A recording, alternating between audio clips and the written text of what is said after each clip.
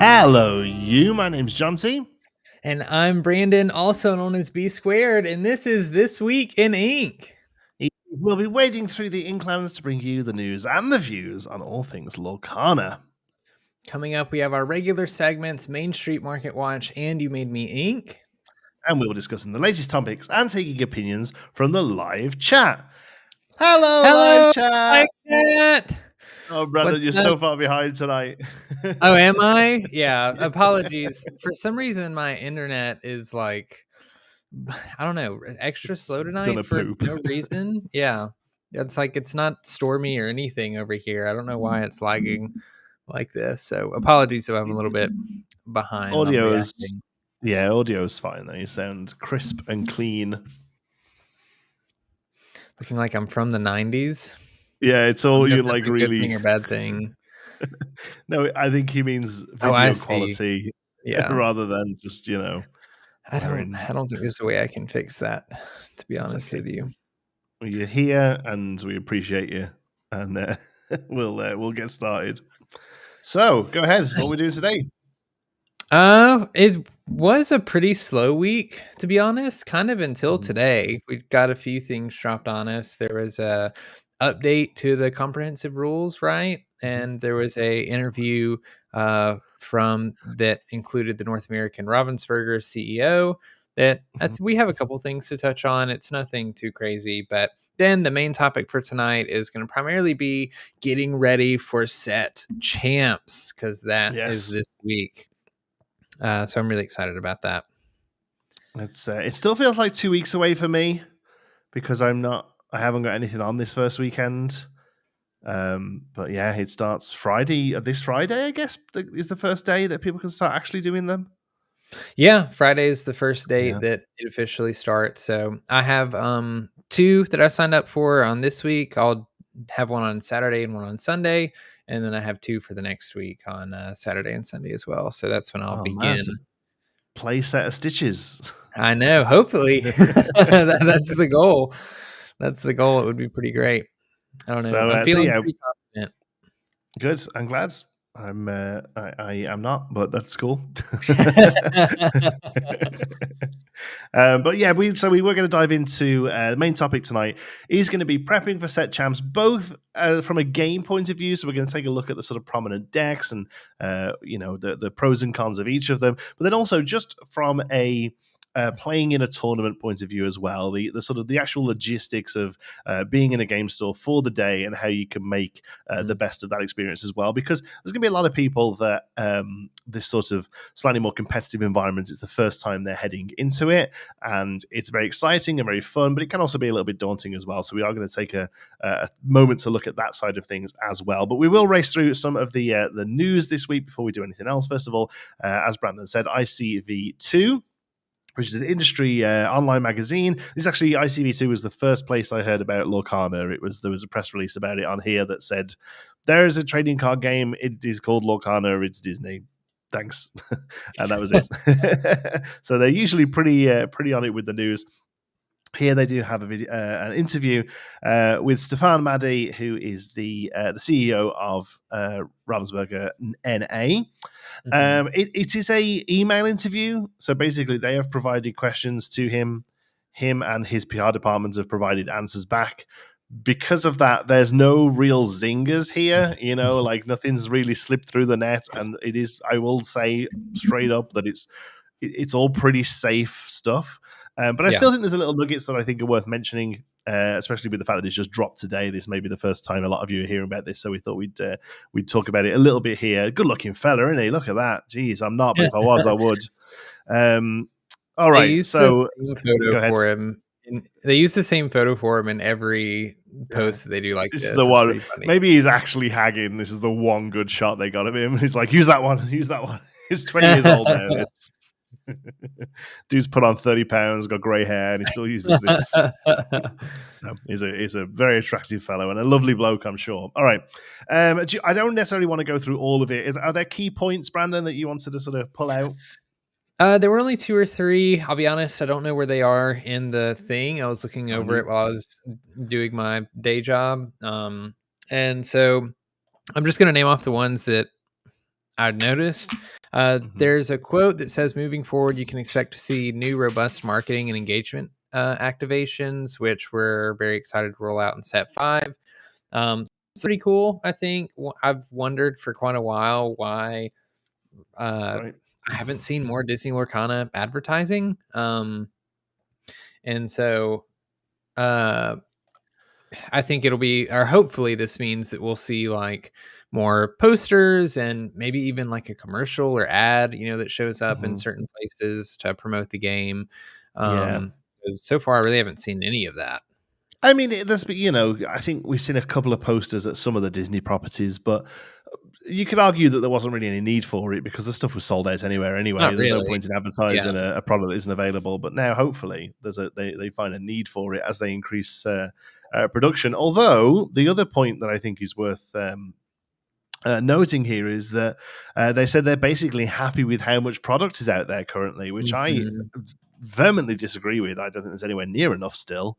I am once again out of packs in my store. Like I'm done really? Again. Yeah, just sold through set 1, 2, and 3 now. So there is looking like there's going to be a restock for stores hosting set championships. That seems to be pretty much confirmed now. That you're able to access 24 boxes of the first chapter as part of your set championship deal, and then whatever else the distributors has got. So we've got some first chapter, and then a much less, but still a few Floodborn and Inklands coming back to the store in the next week or two. But yeah, at the moment, I just have nothing on the shelf, so I still don't think there's enough out there for the most part.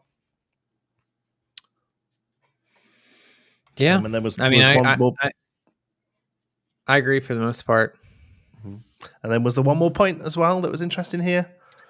I don't know. I don't know if this is overlapping or not because I only took a screenshot of 2 things. But one of the quotes that I sent you was, "We watch, we listen, and we act. Our North Star is and always will be the Lorcana fan and making sure Disney Lorcana TCG is the best game it can be. All reprinting decisions will continue to be made with that in mind. And as of right now, we're at a good equilibrium." So again, talking about like they seem to think that they're in a good place. But I know that there's been a lot of talk in the community and theorizing about like first chapter reprint and whether it's needed or warranted or happening. And I don't know. I don't have access to the back end of things like Jonti does. So I don't know when you guys have access to purchase first chapter. If the stores are able to, that's pretty cool. But from this, it sounds like that a reprint is not in the works, at least currently, for anything. Mm-hmm.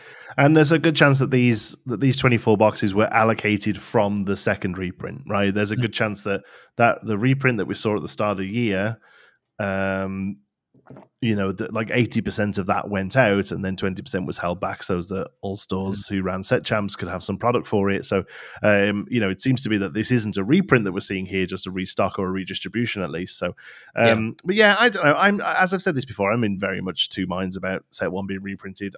Part of me doesn't want it to be because I have 4 of everything, and I see my enchanters trickle up in price, but then also, I want people to be getting into the game. I think at this point, I feel like it is probably the time to move on, as long as future sets fill the gaps that set one not being out there have. Like, I'm not necessarily saying that A Whole New World and Be Prepared and Friends on the Other Side need reprinting necessarily, but there needs to be those sort of staple variants within future sets so that we're not so reliant still on the first set's cards, I think. Yeah, because the first chapter, I mean, it has a lot of staple cards and cards that, like, we've just seen over and over again. Like, they'll float in and Yeah. out of the meta. And I'm looking right now to see if I can just look at like rough numbers on like what's available on the secondary market for some of the cards. And I mean, a lot of the staple cards, there's like between 100 and 200 listings for most everything. So Yeah. I don't know how healthy or unhealthy that is, but it seems like it's a decent amount. If you wanted to go and buy a playset of anything, you could. It's not You so could. much the availability of stuff, it's more the cost of some of the bigger stuff, right? And I personally, seeing like Whole New World and Be Prepared sitting around that sort of $15 mark, I don't think that's extortionate personally. And that's purely a personal opinion, and other people may think it's still low. I imagine a lot of people probably think it's a bit high, but personally, I don't particularly think $15 for a good card in a card game is a crazy amount, to be honest.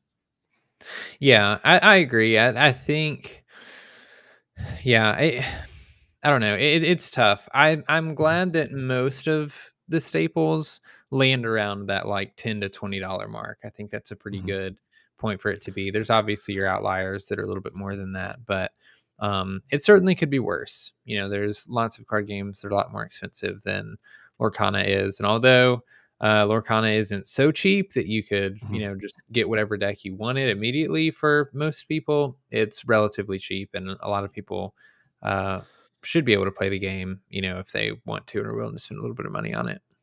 Yeah. Yeah, good point.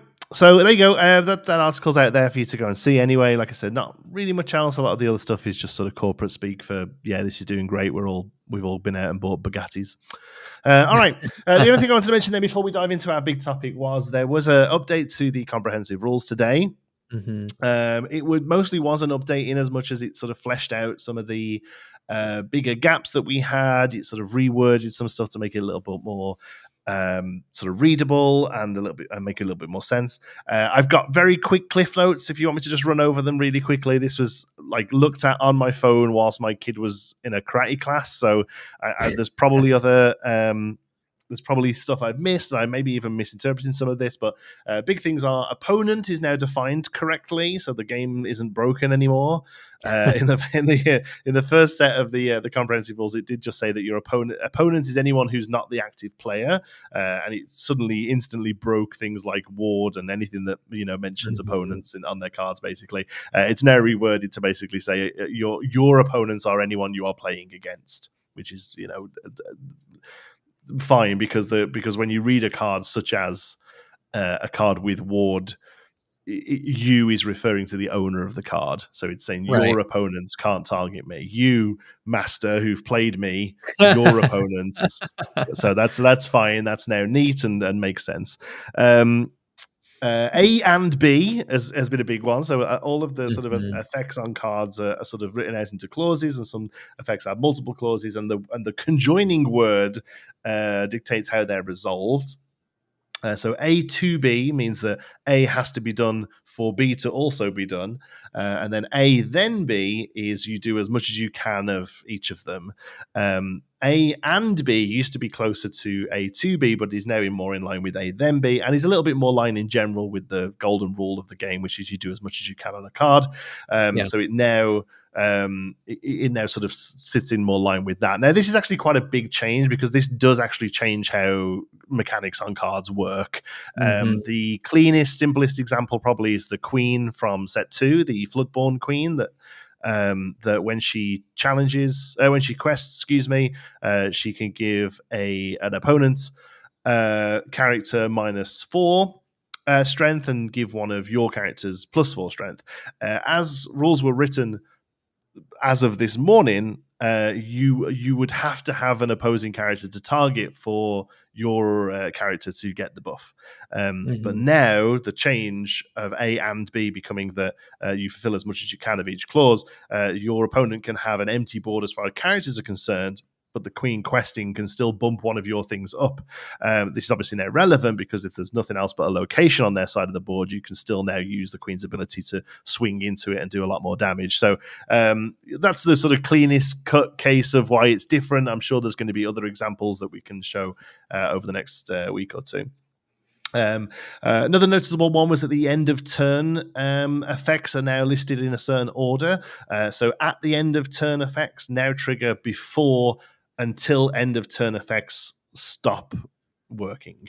Again, simple example of this would be Lythos, who's a Titan in set 3. He has an ability that when you exert him, it gives something resist 2 until end of turn. If you have that alongside Mr. Smee, who's exerted without a captain out and would take a damage, previously we understood the rules that Lythos' ability would drop off at the same time as Mr. Smee's triggered ability goes into the bag, and therefore the triggered ability would happen after the resistance drops off and Smee would take a damage. Now, because of this new sort of sequencing, at the end of turn effects, which would be Mr. Smee's triggered ability goes into the bag, resolves, and then Lythos's until the end of turn ability drops off. So Smee wouldn't take the damage now. Again, I don't think there's really other other cases that really matters for at the moment. There may well be, and I just can't think of them off the top of my head. The only other thing I felt was quite noticeable is they put a lot of effort into really fleshing out what a private zone is. Show us on the doll where your private zones are. They've really sort of filled out what those are and how they work, and when a private zone is not a private zone and things like that. Again, nothing really game breaking or game changing there. I just think it's a good thing to know that they have fleshed out on now. That in part, and the A and B changes are mostly due to abilities having to look at your opponent's hand and getting a bit sort of clashing a little bit rules wise when you have to look at their hand and they don't have a hand, that kind of thing. Elliot says that makes the Queen more powerful for locations and for characters like Alice, Pete, and Pain Strength based abilities. Yeah, it does. I mean, none of those are particularly super strong right now, and I don't think this change is necessarily going to make them suddenly loads more playable. But it is a change in how the cards work with each other, so I think it's worth pointing out. They were the biggest things I pulled away. I do see Googly's in the chat. Hello. I'm sure if there's anything else we've missed, Joe will be on it right now. But I know he's been work all day and has been very annoyed in all of the judge chats that we're in. He's like, stop looking at this. Wait till I'm home. Yeah. But yeah, so that was the biggest takeaways for me from those. Does that affect Bibbidi Bobbidi Boo? No, it makes it more clear that Bibbidi Bobbidi Boo can work the way we know it to work, which is that you can replay the same card, because the game treats it as a separate instance of the character, a separate instance of the card. So that's how we were playing it. That is correct. Was correct, but it's now just more enforced that it's correct, basically. Yeah. All right, cool. Right, should we get on to what we actually told people we were going to talk about tonight? Yeah, I mean, the majority of the discussion tonight is going to be on set championships, and so I think we should start off with looking at basically the spread of decks that you might see at your set championships, ones that I would actually recommend people could bring. I wish that I could tell chat, the secret sauce and tell them exactly what they could bring to set championships and win But he's with, keeping that to himself. but I'm keeping it to myself. Trey, I saw you in the chat. No, no, no, but really, like, it kind of goes to show there's about, I'd say there's about 6 decks that I could Yeah. confidently suggest sending people into, and then there's 2 more decks that I would put, like, you could win bringing it, but, like, I wouldn't personally recommend them to Yeah. bring. I think I've got 9 listed here for us to take a look at. Oh, is it 9? Okay, then I Um, miscounted. oh no, there's 8. No, there's 8 on the notes, but I have 9 tabs open, so we'll see which one Oh. is Okay. wrong. Yeah, so Is first of all, it a store championship or a set championship? It is called set championships, but it's happening at the mhm, store level, so a lot of people are yeah, calling them store championships. It's just nomenclature, though. It's set championship. It is a store level tournament using the core constructed rule set, basically. yeah. Yeah, there should be one every set. There's only one during the set. That's why it's called the Mhm, set championship. mhm. Um, but I have to say, before we really get into this, I actually love that there's not 2 decks that we're looking at to Yes. currently bring to set championships. I think it Yeah. really shows off how healthy and how fun, like, the meta is, that there's Mhm. there's a plethora of decks that anyone could bring and have success with. That being said, I'm gonna roll through the ink pairings real quick. I'm just gonna name all of them off so people know what we're talking about, and then we'll start back at the top and talk through some of the matchups and maybe why you would want to bring the deck.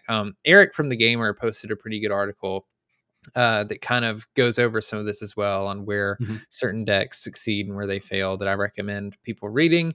But the 8 decks that I have listed is Ruby Amethyst, Ruby Sapphire, Amber Steel, Sapphire Steel, Emerald Steel, Amethyst Emerald, Amethyst Steel, and Amber Ruby. And the only 2 I wouldn't personally recommend, but I think people could still see success with, is Amethyst Steel and Amber Ruby. I'll get to that when we get to that. But we can start with Ruby Amethyst. To no surprise, it hasn't gone away. We've seen much less success with it this set, and there's been a lot of um, it's struggled a little bit in that it hasn't done as well in larger tournaments and, like, cash events or things like that. But it usually makes it into the top 8 or into the top 16. It's just not taking the number 1 spot. Honestly, the reason that I think you would pick a deck like this is if you just want a consistent deck to bring into the set championship. Mhm. One of the biggest things Ruby Amethyst has going for it is that it doesn't have super polarizing matchups. There's probably 1 or 2 decks that are a bit polarizing for this deck. But on the on the other side of that, it also doesn't have, like, great matchups into anything. It's just kind of like a Mm. 50-55% win rate into a lot of other decks. Yeah. And so It's all faithful, it right? Like yeah. it's consistent. The key to the successfulness of this deck is its consistency. It's never gonna necessarily blow a game out, but it just has the most answers to the most problems. Yeah. Yeah. For the most part, you have a pretty good matchup into most of the decks that people are playing in the field. Like Espeon says, it just works most of the time. Yeah, yeah. The decks that I would be looking out for is Emerald decks, specifically Emerald Steel, and then majorly Emerald Amethyst. This deck Mhm. struggles a good bit into Emerald Amethyst, partially because most of the Emerald decks, they of course have the Ursula Deceiver. They can rip out those Be Prepareds, rip out those Yeah. friends on the other sides. But also with their discard package, it can be kind of difficult to stabilize with this deck Mhm. against the Emerald Steel variant. If they play an Ursula Deceiver of all, there's no real way that you can stop them from getting value with her before it's too late, because Mhm. really your only out is playing a Pinocchio and hoping that you have a Snake or a Rafiki on board to challenge into her after that before Mhm. she's able to sing. But if Ursula is able to sing, like Steel removal spells, she can very Mhm. easily remove some of your stuff on board and put you even further behind. Most of the Emerald decks, we'll get to them in a minute, are really low to the ground. They're trying to be really fast. They're trying to strip your hand, and they're trying to end the game as quickly as possible. So Yeah. if you're able to keep up with the discard by drawing a bunch of cards through your Cuscos, through your Rabbits, through your Maleficents, and you're able to not let the Ursula get too much value, usually they'll run out of steam unless they're able to hit a whole new world. Sometimes they'll be able to refill back up, but if they're doing that, they're also refilling your hand. So those Emerald's a little bit tough for this matchup, but pretty much everything else is pretty good. I will say Amethyst Steel is a little bit rough for the matchup too, but Amethyst Steel isn't being played a ton. You might see a few versions of it, and there's a couple versions of the actual deck, but that would I be think the only other one to look out for, I really. think with Amethyst Steel, it's for me personally, it's kind of specifically their steel being able to remove your amethyst stuff to stop you getting the bounce value. Like if they can get rid of your one thing that's on board that shuts down your fox next turn or your snake next turn, Hmm. that's kind of huge, right? So the targeted removal of steel is a bit of a thorn in Amethyst side specifically. Yeah, but otherwise, Ruby Amethyst, it does a great job at being able to go really wide and really fast if it needs to against some of the control decks like Ruby Sapphire, or it can play a little bit more of a mid range or control role if it needs to, being able to trade. Honestly, it creates a lot of value, being able to bounce a lot of your stuff, draw a lot of cards, make efficient trades through cards like Maui and Madame M. Fox, things like that. So overall, solid pick, really to nobody's surprise. If I had to go in somewhere blind, this is probably the deck that I would choose if I didn't know like Mhm. anything about the store that I'm going to. Yeah, I'll be honest with you. One of the only reasons I'm not playing this, and this is not a good reason and not good advice, is I'm just bored of it. Honestly, like it's just because it's been so prevalent. At least a variation of this has been prevalent since set one. Hmm. Obviously, the what we're seeing now really came along with the Mim and Merlin package of two, but this sort of control-y tempo build we've seen right from the beginning. Yeah, and I'm just bored of it, and that's the only reason I'm not really playing it. It's because of how consistent and steady it is the reason I'm put off Yeah. by it. But what can I say? I live life on the edge. But we'll go ahead So and move on. I just want to You're- mention. I should have said this before the first one. The decks I'm showing you here, I'm not necessarily saying that these builds are the most optimal builds of these decks. No. All of these are just decks in these colors that have done well at a recent tournament, taken from ink decks. So Mhm. it just gives you a rough idea of what the decks are looking at doing. But there is definitely wiggle room in all of these. Yeah. Yeah, and So. I'll go ahead and talk like while we're mentioning that, I'll talk about this now. We'll get a little after we go through some of the decks, we'll talk about like actually choosing your deck and play testing and things like that.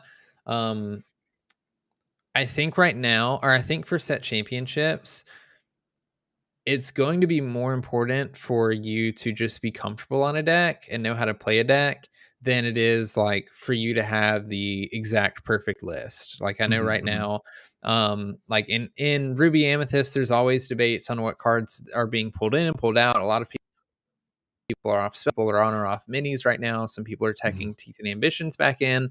There's 100 different ways you could build this deck, but any like solid standard version of most of these decks should probably serve you pretty well because in the long run, like it's mainly going to come down to your skill as a player, I think more than the mhm. cards that you tech in because I Yeah. don't expect like, it's not like we're all walking into a 300 player tournament and you need to be Mhm, teching against certain matchups that you expect to play all day.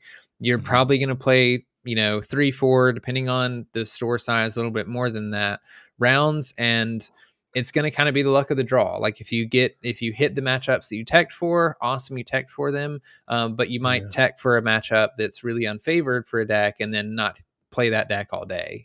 So I would Looking at not them. Sorry, focus finish too the thought. much on like the exact 60 cards, that you're Mhm. playing in these lists, but more or less what you want out of the list in the deck in Yeah. general.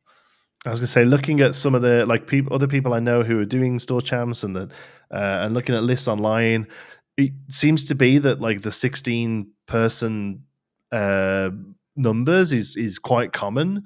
So you basically have to go into your LGS, win 3 of your 4 games, and you'll get a Stitch. Like basically, like that's like there's a chance that that 3-1 doesn't bubble up in a 16-person Swiss, but for the most part, a 16-person Swiss is a top 4 cut, meaning if you make that cut, you get a Stitch. Obviously, then you're going to be playing out. You've only got to win 1 more game to get a playmat. A playmat, right? Like it's So if you're going into a tournament and there's 12 to 16 people in it, it's got to win 3 out of 4 games. Like it really isn't huge and unobtainable. Yeah, I agree. All right. Moving on. Next one, we have another Ruby deck, this time Ruby Sapphire. Definitely sort of made this came out the gate hot at the start of set 2 and then dropped off about a week later and now has kind of been like solved now. I feel like I think this deck is in a pretty good place.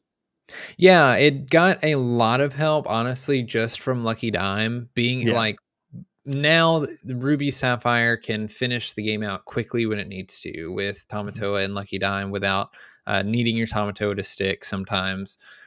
This honestly is a pretty good deck in the format right now. We see a lot of Amber Steel and Sapphire Steel, and this deck does very good into both of those for the most part. It does really good into pretty much any mid-range deck because it's just able to control. It's probably the controlliest of control decks in the game right now. Your whole goal is essentially to ramp on turn 3 with Fishbone Quill or on turn 2 with 1 jump ahead if you can, and just like continue to ramp as much as you can so you can start playing all of your big characters and board wipes. And once you get up to 10 ink, you can play your bells and either quest with her or use Lucky Dime to quest with her. Your McDuck Manors are there to apply pressure in a different axis. I like to say, like, instead of applying pressure with characters, your opponent will need a way to answer a location in a character instead, which is usually pretty good. And I mean, you have all the good Ruby stuff, like Be Prepared, the ladies in chairs, and the dragon, and Yeah, I think this is the one thing I'll say about this deck is if you're still not settled on a deck for store champs, this isn't it. Because I don't think this is the easiest thing to pilot. And I think if you've not already got experience with it, I wouldn't necessarily jump in with like a week to go, personally. Yeah. Ideally, you're picking up a deck that you're comfortable with right now. This is something I definitely want to talk about a little bit once we get through the decks. On like, I would say if you don't know what you're playing yet, like you don't know what ink combination you're playing yet, it should be narrowed down to ink combinations you're very comfortable with, because I would not recommend picking up a list that you haven't played a lot of, especially if you're trying to win. Knowing the matchups on every one of these decks that we're going to talk about is important, because you don't know which one you're going to play into. And if you're picking up a deck that you're not comfortable with or you haven't had a lot of games in, it's going to be really tricky. Like Jonti mentioned, this Ruby Sapphire deck, it's a little bit tricky, like especially depending on what matchup you go into. This deck struggles a little bit into aggro matchups, and you kind of know you have to know how to navigate those. You have to know how to balance your resources, and you have to know what to look for, when to play certain cards versus when to just wipe the board. Then there are certain really key cards in this deck, like Hiram, that you need to find to, keep your draw engine going and make sure that you don't run out of cards in your hand. So a tricky deck, but it does do very well into Sapphire Steel and Amber Steel, like I mentioned, in some mid-range decks. So if your both of which could be quite prevalent. Yes, exactly. Both of those could be very popular right now in your leagues. So if you have a lot of those, I'd consider picking the deck up potentially.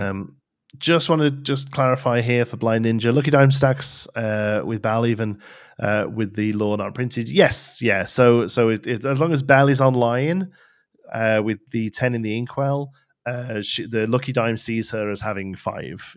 Yeah. So anything where the character gets the lore, here it says this character gets +4 lore. Tamatoa gains +1 lore for each item. All of those, Dime will see the number they have when it exerts. The only ones it wouldn't see is there's a few cards that say, when this character quests for ... That in that case, the dime doesn't see it. So the Magicka Dispel is the big one, really. And they don't sort of pop back and forth between each other, unfortunately. So, well, maybe fortunately, it'd probably be a bit broken if they did. But yeah, hobbies and happiness in the chat. Dan will tell you all about what items, what a lucky dime can turn sideways for. Yeah. And you'll all get to see very soon. Yeah. All right, next up, another sort of classic standard, has been in the set, in the meta since day one, really. And this probably, I know we say that Ruby Amethyst has been prevalent since the beginning. Set one's Ruby Amethyst looked very different to what it does now. I feel like Steel Song has been the most, has kind of looked the same from the beginning, really. The songs that are sung have obviously shifted. Right. And the characters that can sing them have shifted. But as what the core deck is trying to do has stayed very, very similar. Yeah, I think for the most part, this deck has just kept the best cards from set one and put in the best cards from every set after that it gets, but it's doing the same thing. It's like you're looking for your songs, you're getting tons of value by singing your songs for free with your characters, usually controlling the board and giving yourself a little bit of an advantage, being able to go pretty wide with this deck usually, and kind of overwhelm your opponent in that way. There's about 3 different versions of this deck that you can play right now, and to be honest, I think all of them are viable. The 3 different versions are, in this one you see Sleepy's Flute. Flutes, There's the Sleepy's Flute version that focuses a lot more on just playing songs, gaining value out of those songs. You're hoping to hit your Sleepy's Flutes pretty early so that you can essentially keep tempo, stop your opponent from catching up, and quest while you're doing all of that.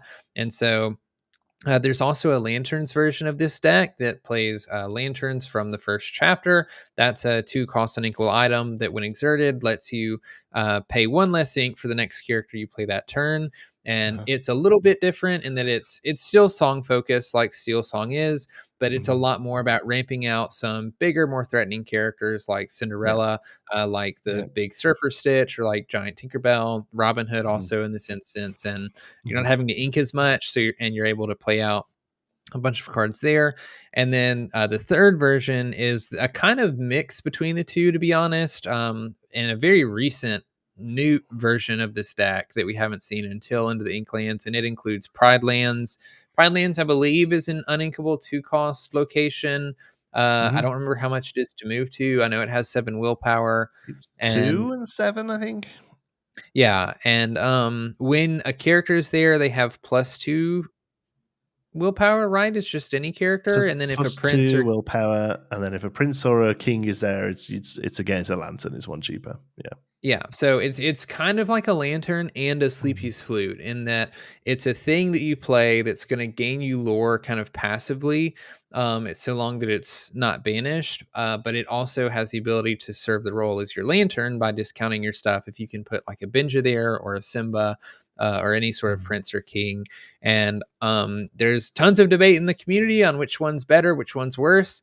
They all have different matchups and decks that they're better or worse going into. Sleepy's Flute versions are usually pretty good into Ruby Amethyst because Ruby Amethyst doesn't have any item removal. So if you can get your Sleepy Flutes down, you're basically racing them to the finish, and sometimes they can't keep up with you.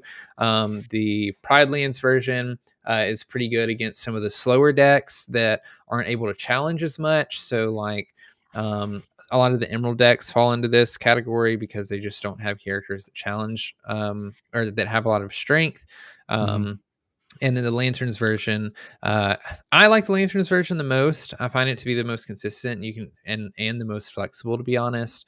But it falls to any item removal, which is sort of where like this is where you kind of have to weigh like, do you want to do the Pride Lands where you're playing your location, so all the Benjas and I guess Rise of the Titans hit it, but all your Benjas and item removal cards don't hit the thing that's kind of not that your deck's built around, but like the staple card in the deck. It's definitely giving you that, that sort of consistent gain through the game. Yeah, and like I said, they're all equally viable. That each there were there was a large tournament this weekend, and then there was also I think a 5K at SCG Con in Mhm. Atlanta this weekend. Between those two tournaments, 3 Steel Song decks were seen in like the top 16 or top 8 of both of those. Every single one of them was a different version of Steel Song. Like one was Mhm. one was a Sleepy's Flute, one was a Lantern, one was a Pride Land. So Yeah. And take your pick. in my local meta, there's a really great player. His name's Darian. I'm sure he won't mind a shout out. Has played Steel Song consistently since the beginning, and he actually runs a Rockstar build of it. Okay. That's getting some value out of those little lower drops in the later game as well. Mhm. Again, I wouldn't really call it like a solid, like you've got to look out and worry for the rock stars because he's the only person I know who does it. But God, he gets some value, gets value out of the thing, So yeah. Yeah, there's plenty of different directions that you can take this deck, and because of that, I think if you are playing Amber Steel, it's probably pretty smart to focus in on one of them and not try to play all of them. Yes, yeah, definitely You know, focus into one and not trying to be a jack of all trades with them. Yeah, yeah, learn what your good matchups, learn what your bad matchups are, learn what your outs are to your bad matchups, and what you need to do to gain advantage in your favored ones. But overall, an extremely popular deck, like has seen yeah, success every set so far. Is really strong, especially with that Beer Necessities in this set, being able to get rid of some of the ruby removal and steel removal, and even being able to hit like sapphire ramp stuff as mhm, well. So overall, a very solid deck. yeah. This is great fun. This was a contender for me. Honestly, I got a lot of testing with this early on. Um, I've enjoyed playing it on and off really since the game's come out. Um, but moved away from it in the end. But this is definitely up there as a possible for me to play. Yeah, I totally expect to either play or see Amber Steel basically everywhere that I go to play set champs. I'd say it's one of the more popular decks being played right now, Yeah. just because it's really good. It has bad matchups, like the Ruby Sapphire is actually a really bad matchup for Amber Steel, Yeah, but it also has some really good matchups, like any aggro.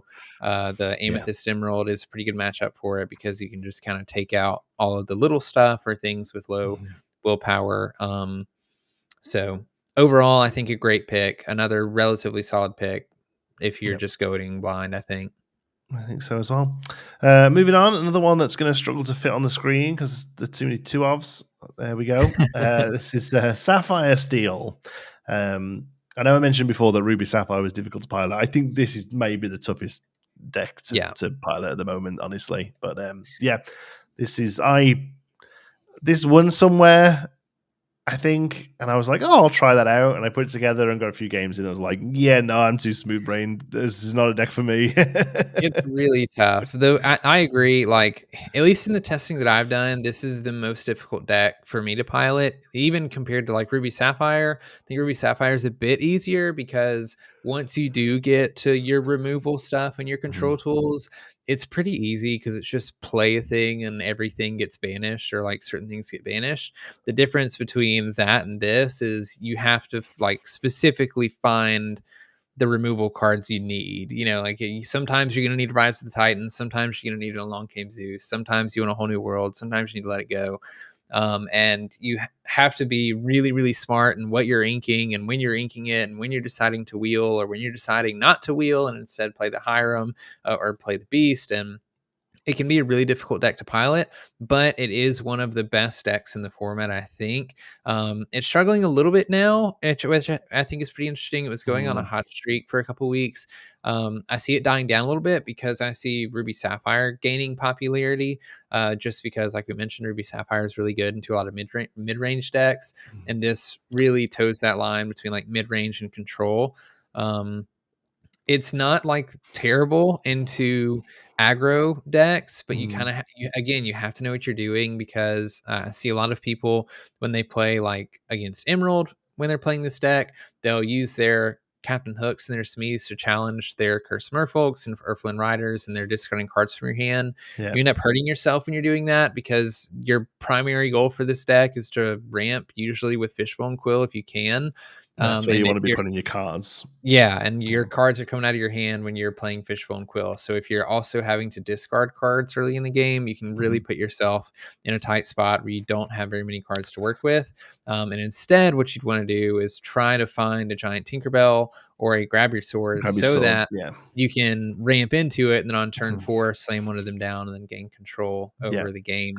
And at that point, the Merfolk and whatever else has got them to 9, 10 lore, perhaps, but that's it. Then you Yeah. instantly start to own the game, and that's a play style that's never really sat well with me. I don't like being on the back seat and then pulling forward in the late game.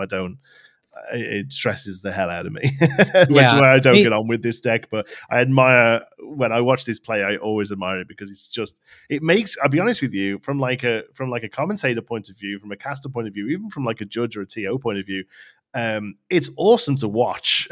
Oh yeah. Yeah, Sapphire decks are some of the best like comeback decks. And it's also why it's difficult for me to play, because you're exactly right. You basically sit there for the first 4 turns Losing. and just set up and you lose. And your Yeah. opponent might get to 12 or 13 lore and you haven't done anything. And like it might look like you're in a really bad position, but you can again, Lucky Dime helps these Sapphire decks so much because you're able to completely turn the tables. And one turn you might be on the back foot, the next turn you might be threatening game, just based on lore on board. So a very, very solid deck to play.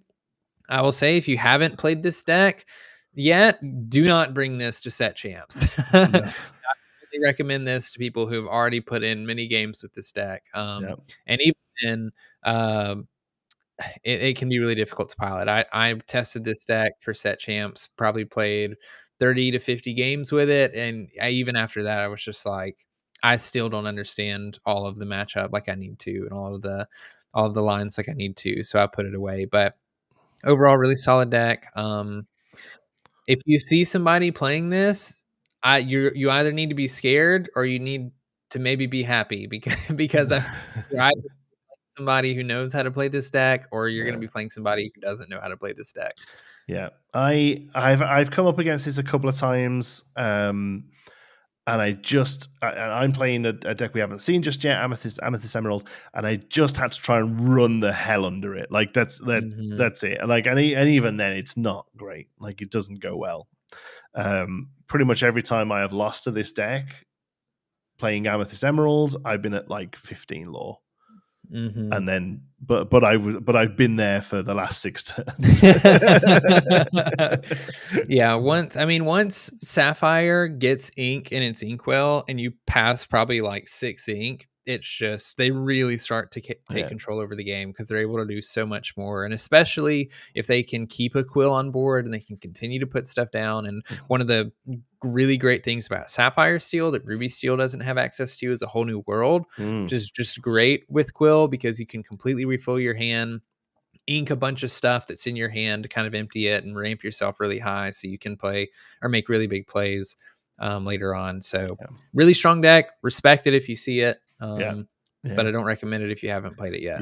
Either, like you say, it's they either know exactly what they're doing or they've net decked 2 nights earlier and you've got no problem.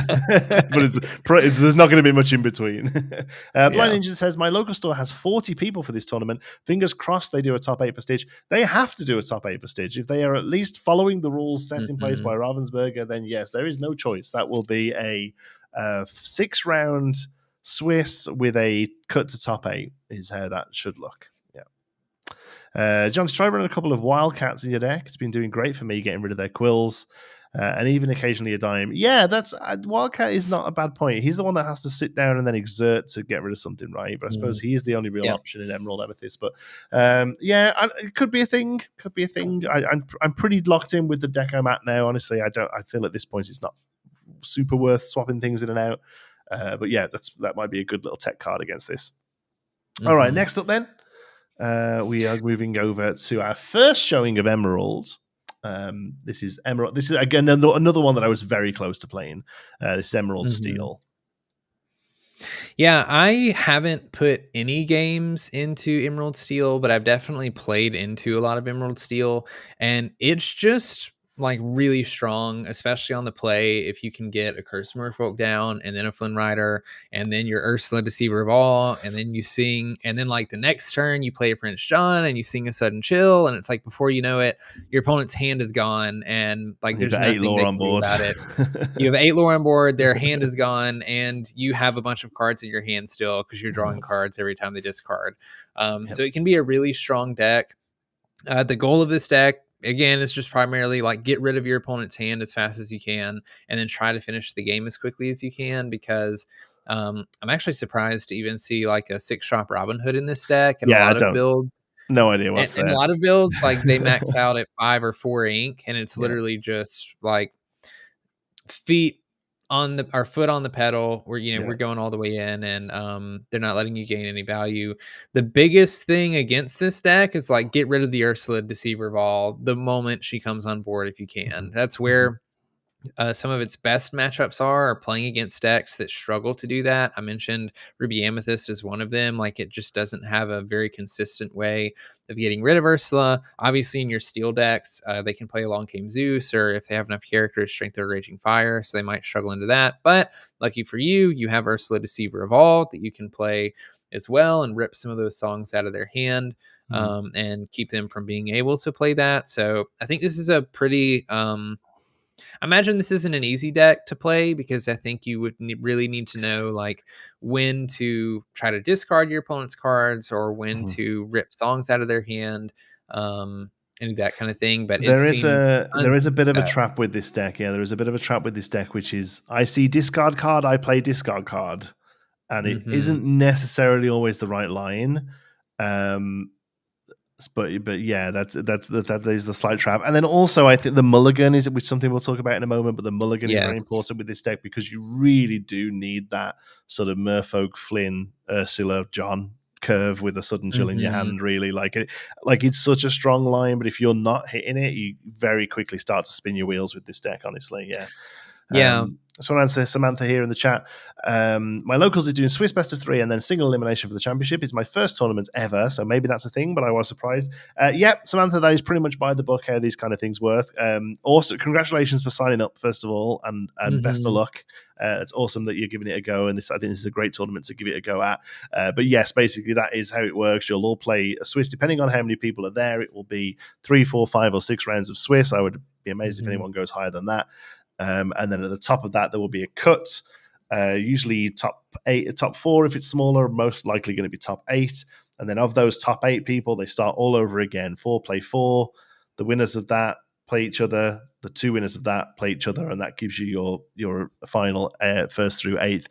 The reason they do it is it just gets rid of the variance that you can get with such a small pool of rounds. For instance, we did a Magic the Gathering pre-release at the weekend at the store. The Thunder Outlaws of Thunder Junction was the set. It was a cowboy focus set. Seemed pretty fun. Seemed to sealed and draft quite well. But we didn't do a top cut. We don't do a top cut for pre-release because it's a very casual event and it's more about just getting cards into people's hands. But the final round, there was a 5-round Swiss because we had 32 people out for it. So 5-round Swiss. The final round, the top seeded player was 4-0, hadn't lost a game going into final round, but he had played second, third, and fourth seeded players. So the second and third people that were both 3-1, the one they lost were against him. The fourth Hmm. player, who was 3 and a draw. No, sorry. 2 and 2, I guess. One of the 2s that he lost was against him. So the people in second, third, and fourth were people he'd beaten, but the game has to give him an opponent. So he instantly then plays the 5th seed, who was somebody who'd gone 2-0-2, so 1-2, hadn't lost a game, but a drew 2, Hmm. as they were 5th. It must have been the second, third, and fourth must have been 3-1s. I forget who it was. Anyway. The 4-0 undefeated is playing against 5th seed who drew 2 of their games. Hmm. And the player who drew 2 of their games won the final round and made him go 4-1. Now, at that point, he's still sitting comfortably at top at 4-1. But now suddenly game 2, table 2, which is the 2 3-1s, either of those going 4-1, it all then now goes down to the opponent win rate, the percentage of their players that they won, and so suddenly, who the fifth player, lovely player, she's great, but the fifth player shouldn't really have any say in what's happening in the top 4 seats of the tournament. Suddenly, her winning has suddenly made it so that second or third place can suddenly come up to the top. So that's why, because it goes down to like the opponent's percentage of wins. That's why Swiss is great for sort of having the cream come up to the top. But something that's with a bit more of a sort of competitive element to it and some big prizing on it, it shouldn't really be used as the final factor. So that's why you then have the top 8, and then you start all over again with that single elimination to really sort of help clear out and find the more solid, better players, basically. So sorry, that was a bit of a tangent there, but I thought it was a good example of why you'll see a top 8 cut in these kind of things. Yeah, I mean, I'm excited to see, hopefully a bunch of people come out who haven't been in a tournament before. Like you said, I think this is a great first way to do that because it's going to be a little bit more serious or competitive than if your store does like a bi-weekly $5 constructed tournament or a $10 constructed tournament or something. And it's a really good way to get your feet wet into something like that. And I mean, it's intimidating. Like I remember the first tournament that I ever went to for Pokemon when I started playing that. It was intimidating. I lost all of my games, but I went back and got much better at the game, and it's a great stepping stone. And I commend people who build up the courage to give it a go. I think it's 100%, an awesome thing. 100%. I think this game has definitely been the game that I've seen more and more people doing it. I know a lot of people who weren't playing TCGs 3 or 4 months ago and are suddenly going in for a store champs, and that's awesome. Blind Ninja, there are 40 people going to their events. They want to start at 5 p.m. and be done by 9. If they do it properly, no, they'll be done about 1:32 in the morning, something like that, I'd have thought. Because with 40 people, I think you have to have at least 6 rounds, probably 40, maybe more than that. No, it is. There'll be 6 rounds because the bracket is 32 for 5. So 33 up to 64 basically is going to be 6 rounds. So 6 rounds of Swiss. Each of those is an hour. Or 50 minutes plus 5 minutes either side moving around or whatever. So that's 6 hours. That'll take you to 11 p.m. And then the top 8 cut is another 3 hours of play. So if you're on the top 8 cut, you'll be playing till about 2 in the morning. But based on them doing it properly, like they might just be like, play 3 rounds and I'm just going to raffle the stitches off. All right. It's but if they do it properly, yes, the final table will still be playing until 2 a.m. Feel free, because I've had a few people mention this to me now, if you want to reach out to your store, tell them to get in touch with me. I will happily go over this stuff with them, because I've had quite a few people recently, either on behalf of a store or store owners themselves, not really understand what's expected of them for this championship. And to be honest with you, I think the problem is that we found that PDF of it, but nobody has that, and I assume it turns up with the stitches, and by that point, chances are they're running it in 3 or 4 days. So, like if anyone feels like their LGS is a little bit unsure of what they're doing, please tell them to reach out to me on Twitter, or my email address is on the channel. I will happily go through this stuff with people. Cool. Yeah. Sorry. Anyway, again, another tangent. We will get through these. Anything else about Emerald Steel? It's gross. Discard's gross. Play it. You'll probably have a good time, but everyone you play against won't. The only other thing I can say, if you're playing against Whole New World decks, you're probably going to have a bad time, because unless you can discard their hand and get rid of a Whole New World, the moment they refill their hand, they're back in the game. Exactly. So that's the only thing to look out for. But anything else is probably pretty okay. Espion says top cut rounds are supposed to be on times. He's wants me. It's because there has to be a winner. Basically, it can't go to a draw. Yes, it's a single elimination, so there has to be a winner. You have to let the games play out. Hobbies and Habitus, we are going to be. We are planning on streaming coverage for our local store champs on Friday. That's very exciting. Yes. Wait, if it's Friday, I can probably watch. Yeah, I will definitely be tuning into that. I know Dan and Jim have been working hard on getting on the floor coverage sorted for local events, so that is very exciting. Yeah. And then Googly's just backing me up there. Tacos Unlimited, because there has to be a winner. Yeah, that would ruin the whole point. It would. All right, moving on. Next up, we're going to take a look at another Emerald deck, and I'm happy to say it. I don't care who knows it. This is my deck. Is it ringing?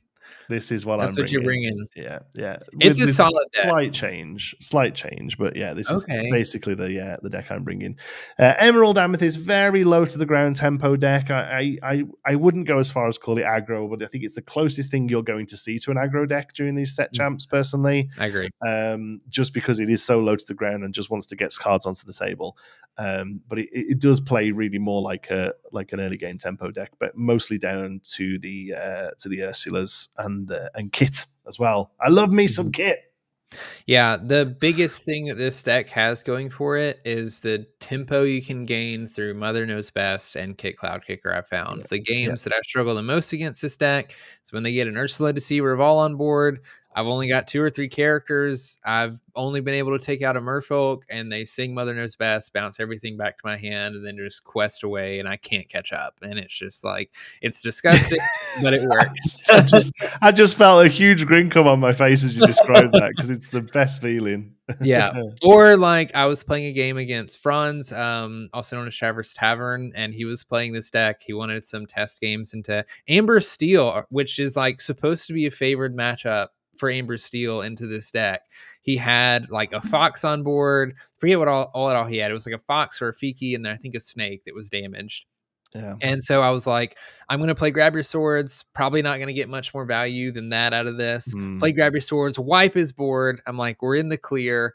And then he immediately plays 3 Cursed Merfolk. And I'm just like, well, now what do I do? Where's your other Grab Your Sword? Yeah, exactly. Now I need another answer. And he's questing for 6 lore next turn. So that's amazing. the combination of being able to, or the combination of forcing your opponent to discard their cards, bouncing their cards back into their hand that you can force them to discard sometimes, or you're just denying them board presence, gaining tempo, and gaining all of the value that comes with Amethyst, having the threats constantly online like Fox, like Crab, having Rabbit to draw you a bunch of cards, having Queen's Castle to gain tons of tempo as well, is a very, very solid deck, I think. It does fall to Steel pretty hard if they're playing a couple Grab Your Swords and big Tinkerbells, or playing some of the removal spells like Let the Storm Rage On and Strength of Raging Fire. So it can struggle a little bit into those matchups that have a lot of those. But outside of that, this deck is a pretty great tempo deck. I will say this is another deck I think that requires one, a pilot that knows what they're doing. I think you can have success if like you don't completely know what you're doing, but this is a very strong deck with pilots that really know what they're doing. And again, going back to the Mulligan on like knowing exactly what you need to look for. And some of the most important cards in this deck are the expensive ones. Like this deck is still good and you can still see success with it, but it is much worse if you don't have, your 4 Ursula Deceivers Evolved to play, because she just gains you so much value. Being able to draw 4 cards for free off of Friends on the Other Side, it's just kind of nuts. Being able to bounce 2 characters back to your opponent's hand, there's just tons of value there, and that is usually what just like solidifies the game for you. So really solid deck. If your locals is full of Steel Song and Blue Steel, I would not bring this deck. No, I've been testing this a lot against Steel Song, and I'm able to win on the play. And that's good enough for me. Like I'm happy going in, knowing that. I'm just going to catch up with chat real quick. Espion says, this is my favorite deck. It's what I would be playing if I'm not judging. It's exactly what I'm playing when I'm not judging. So I'm only signed up for 2 now sit champs, and I'll be playing this when I'm not judging my own one. Organizer question from WK Blouster. I feel like we need a separate video just on how to run these things. I think there's a lot of people out there that are it might be worth pulling up the PDF, because there's the like little tournament box. There is, but although it doesn't, it will say this, but I'll go over why it says this. We only have 8 players. The document says only 3 Swiss rounds. Is that enough for a real winner? Yes. In a word, yes, it is. So basically, the way you have to think about it is think of it like a pyramid. Think of it like a triangle moving up. 8 players, you will have 4 that win. Of those 4 that win, they all play each other, and you'll have 2 that win 2 games. And then those 2 will play each other, and one of them will win. And you'll have somebody that's won 3 games, and everyone else will settle in lower down. Now, ties, can affect that. What you'll get a lot of the time is that third game, the two winners will the two winners will tie purposefully, just so they can both go 2-1 and not drop down. Because there is a chance that the player who loses that one will have a 2-1 record, and then there'll be another player with a 2-1 record, and there's a chance that even if you're at the final table at the end of the game, you can then drop down a little lower, basically. So you might find that the two players on the first table on round 3 will tie it out, just so they both guarantee a first and second. But at that point, they won't have the exact same score because the opponent win rate will be slightly different. Like it has to be, basically, because one of the ones that they played will have moved forward and one of the ones they played will most. So it's very close. As Caleb says here, it's basically single elimination. You just keep playing the other people if you use. The only time it doesn't is because they could take which is not recommended, and not I don't think it's, there's nothing you can do about it. It's one of those things. Intentional draws. The rules can say that you can't do it, and the players can sit there and say, "Okay, we won't. Oh, we're just playing then. Oh no, we've drawn." Oh no, time's gone out. We've drawn. Yeah, never mind. Life with Oz is having a poop. Well, first of all, I don't know why you had to tell us you had to poop, but when I have to go poop and I'm watching a live stream, I just bring my phone with me. I just watch it in there. I just exclusively watch live streams on the bowl. On the toilet. I'm just there. Gotta do something while you poop, Right? But yeah, this is what I'm playing. Looking forward to it. Kind of gets run over by Steel, but still love it and have fun with it. And it's my kind of deck. My only real change with this, somebody mentioned in the chat about this, actually. I have dropped the Yzmas. Not into them. Never like playing them. The only good line is you get rid of your rabbit and draw 3. Like that's the only good thing that Yzma does. I think there's more you can do than that, but I see why you don't play it. It's probably not necessary. Never want to give your opponent cards. Artabax has a if anybody knows Artabax, he's a really strong Lorcana player, but he has a pretty much solved Emerald Amethyst list. I think it's about as good of a list as you'll find. So look that up if you are interested in this deck.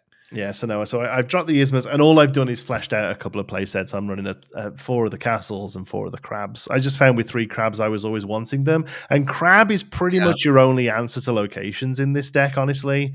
Crab plus fox, crab plus ghost is pretty much the only way you're dealing with a problematic location.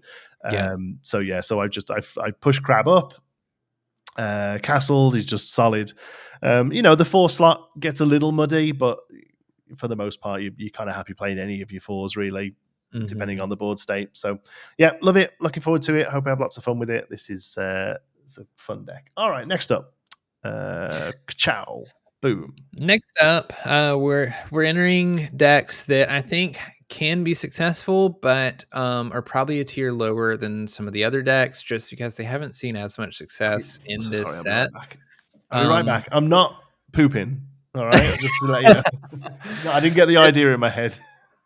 This is obviously Amethyst Steel. I think there's actually 2 different versions of this deck. You have the Jafar wheel deck that is trying to play your Shift Jafar that uses a whole new world and other draw cards to gain lore instantly. And then you have a version that's more like this deck, which is a bit more low to the ground, sort of mid-range, really just kind of like good stuff. It just plays good Steel and good Amethyst cards. And sometimes that's enough. Like, just having good cards in your deck. Sometimes you can outvalue your opponent and trade efficiently, with the Babooms and the Long Came Zeus. You can just sort of like take stuff out, keep board presence when you're dropping rabbits and goats. Anytime your opponent's taking those out, you're seeing benefits from it anyway. So certainly not a bad deck to bring. I just don't know that it's the most consistent. And I'm actually... Well, I guess some versions aren't running a whole new world. I was going to say, I'm a little surprised this isn't running a whole new world, but this one's a bit more low to the ground, so probably wouldn't expect to see that here. But keep in mind, if you see Amethyst Steel across the table, it could be this, or it could be the Jafar variant. So now, that's why I realize now, while I've got more decks up here than's on the list, is because I bought up a separate, because I feel like it's so different It But is. I thought it was worth pointing out that there is also the Jafar deck. Yeah. Yeah.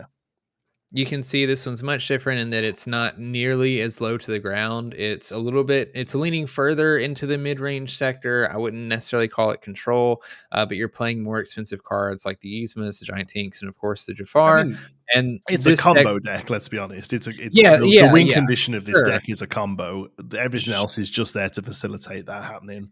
Yeah, this deck's goal is essentially to like play Blue Fairy on 2, play your Floodborns, and hope that you can find both Jafar and Whole New World to shift into, and play sing Whole New World with Jafar and gain a bunch of lore and do that over and over again. The one of the reasons this deck is not in a top tier for me is because of its consistency. You would think that in Amethyst, which is the most consistent color in the game, and Steel that has a long, sorry, not a long, well, it does have Long Came Zeus. It has a Whole New World.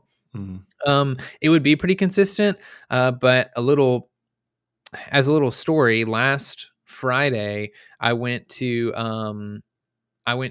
a tournament about an hour from me, a small constructed tournament, and I played against an Amethyst Steel list, and in like one of their opening hands they had 3 Whole New Worlds, and they just had to like ditch all 3 Whole New Worlds, and after that your game plan is kind of lost. So when this deck pops off, it's super fun, but sometimes it bricks and then it's not so fun. All right, what's the surprise? Just say card reveal. I do. We haven't had it. I meant to say that at the beginning of the show. I'm getting a little scared that we haven't seen many cards. It's getting a little close to Ursula's return. All right, I'll show you one then. Thank you, Rochelle. We have a reveal for you, yes, folks. thank you. Just I because didn't think this so was much work. Me too. No, now I'm worried. Yeah, that makes me even more scared. You're meant to pretend that it's all going to plan. Strap in, folks. We're getting 200 cards a week before release. Yeah, I also thought I did too, Googly. I thought these days were over. I'm pretty sure we have documentation of Rochelle saying that in one of our earlier live streams, but I ain't complaining. No, not at all. So seeing as we're talking about helping people get Rockstar Stitches, this only seems fitting. I'm going to do an impression. Tell me what my impression is. Okay. Oh God. Hold on. What? I have no idea what you're doing. It's not a Stitch, but it does have Stitch on it. How do I show you? That's cool. This is a 2-costed inkable item record player. Look, he does that. Yeah. Now I know what you're trying to do. I get you now. I see where you're going. It's an amber item at common rarity. Look at this. Whenever you play a song, chosen character gets -2 strength until the start of your next turn. So it goes all the way around. That's fun. And Hit Parade, your character's name Stitch counts as having +1 cost to sing songs. This gives Stitches Singer +1. Singer +1. This is like a new Googly is going to freak out because this is the first ever cost modifier on a card. I'm just waiting. There you go. Yeah, there he is. On time. That's really cool. I love Stitch. So I love that this is it's like just a Stitch card that's just leaning into Stitch decks. That's pretty cool. As somebody right quietly points out here, Rockstar Stitch can now sing Be Prepared. Be Prepared. I don't know why you'd want to do that, but you can do that. Rockstar Stitch plays out loads of 2-drop characters and kills them all. That's exactly what I was thinking. Yeah, that's exactly where my mind went. I'm like, okay, not all of the Stitches, but most of the Stitches are in Ruby and Amber. Like, what songs are you playing in Ruby and Amber? Yeah, well, the 6-drop Stitch is Ruby. Well, yeah, and the 7-drop Stitch is Amber. No, but like 6-drop Stitch is coming Ruby. Out next turn gaining some lore, singing "Be Prepared." I don't. That's a lot. That could be a line. It's not terrible. Yeah. That could be a line. It Yeah, also I means can your see new it. dog can sing all of the 3 Gutsar. Yeah, I mean, it's a common item, but it's pretty cool and it's cool art. Wait, new dog can sing 3 cost? Did Yeah, because somebody he's say a. that? Oh, No, he's a oh 1. no, he's a 1-drop. Yeah, no, Yeah. yeah. So I thought the same thing as well. Yeah, But the 2-drop can, the rush character can. I don't know why Yeah. you would do that. You're trying to rush with him, but he could sing Yeah. a 3-drop song. maybe we see it, That's and, really and cool. obviously we can hope that we see other Stitches. I was about to say, Rochelle, does this mean we're seeing more Stitch cards? Because that would be amazing. I would love more Stitch cards. There we go. That's awesome. I love it. Record Thank player. you very much. Very cool. Don't play this in your set championship deck. Yeah. Yes. not What? legal. Don't print this off. If you do, Yeah. You could pull a Steve Warner and just play a card from the next set. just what was that he did? He just put it down and was like, "Oh yeah, it's just a set, set 3-1." That's awesome. I've totally lost my train of thought there. What were we doing next? Oh yeah, Espeon, Bare Necessities. You could, I don't know, that would feel weird. Turn 1, new dog. Turn 2, you play this and then sing Bare Necessities. I don't know, maybe. I guess you do give something -2 strength. A new dog would be safe. I don't know. Well, basically, it means we're getting more Stitch. We're getting a 4-cost Stitch, and we're getting a 5-costed song called Hawaiian Roller Coaster Ride. I would love that. I've been wondering. Stitch, right?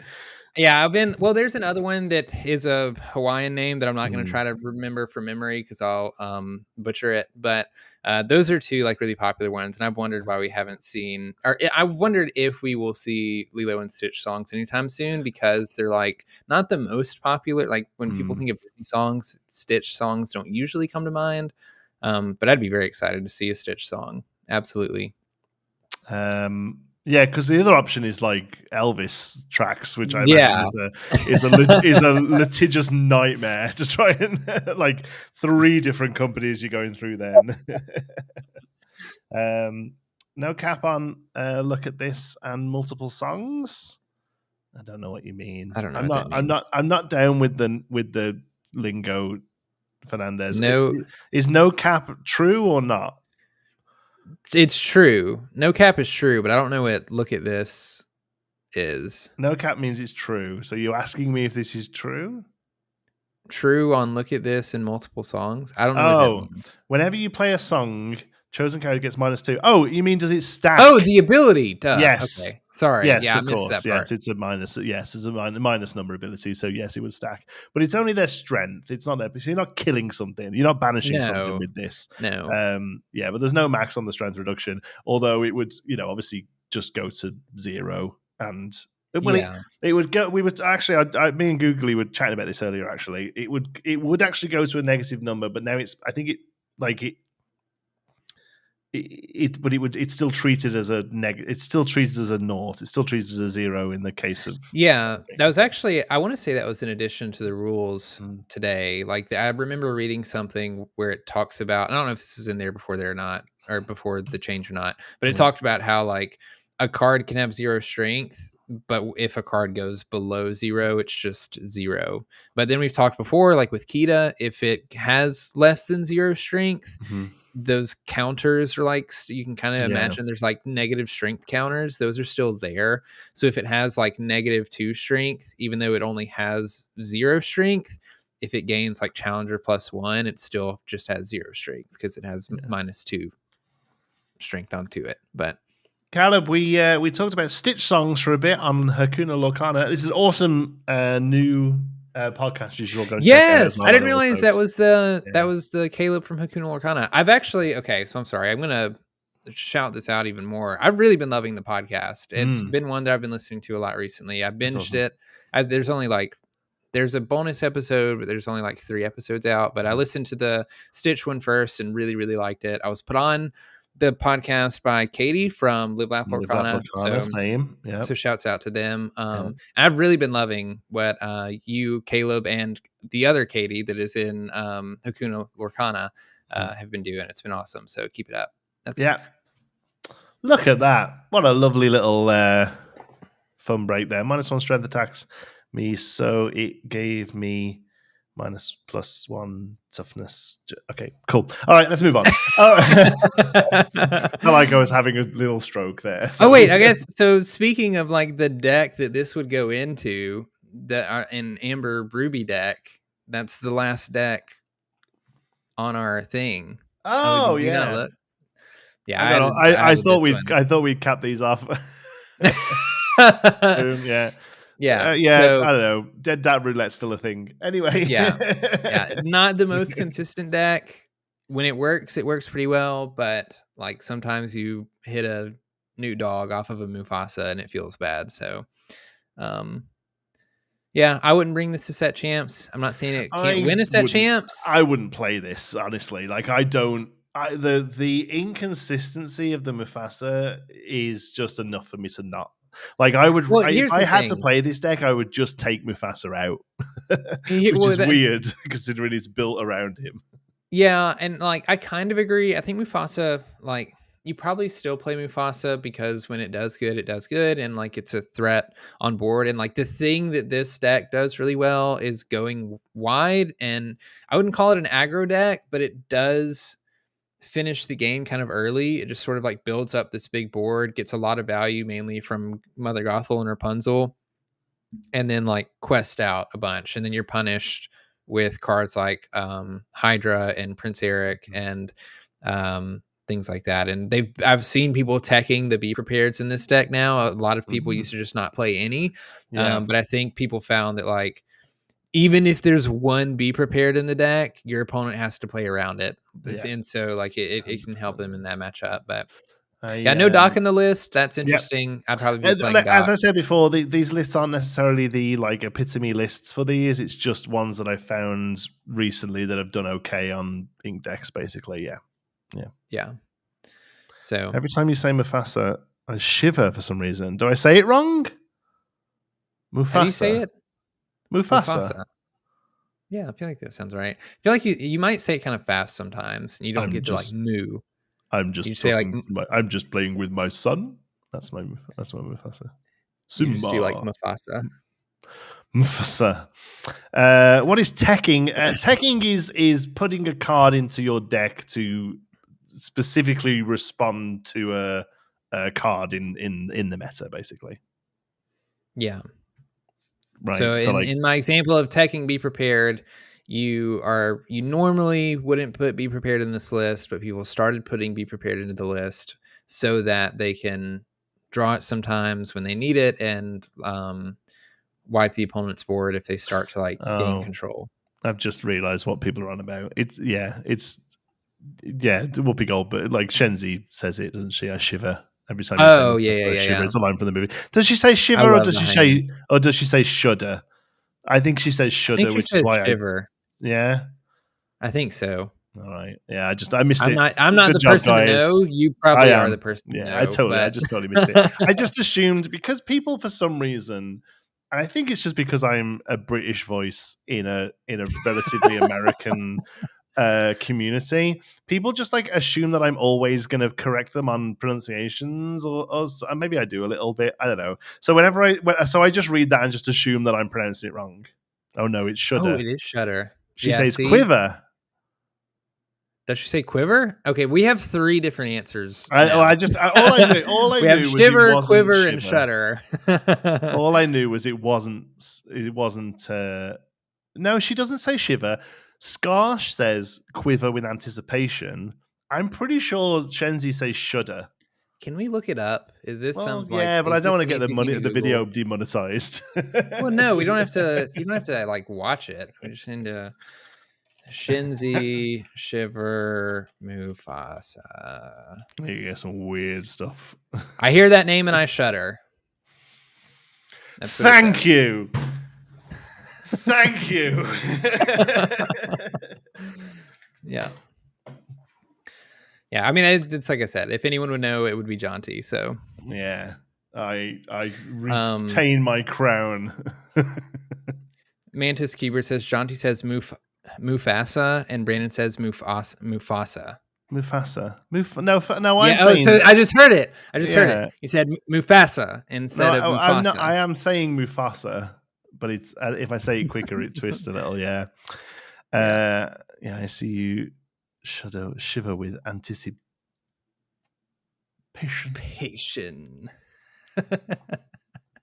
Did you see that guy? There was a guy on Twitter who got the account Dr. Frankenfurter and tweeted, "I see you shiver with anticipation." And then 5 years later, tweeted patient. And that was the only two tweets. Love that. I love the dedication to a bit. Yeah. Oh man, that's like my favorite thing ever. That's great. All right. So we do have a Made Me Ink. You made me ink, in fact. Yes. This week. And it's a new card on the block.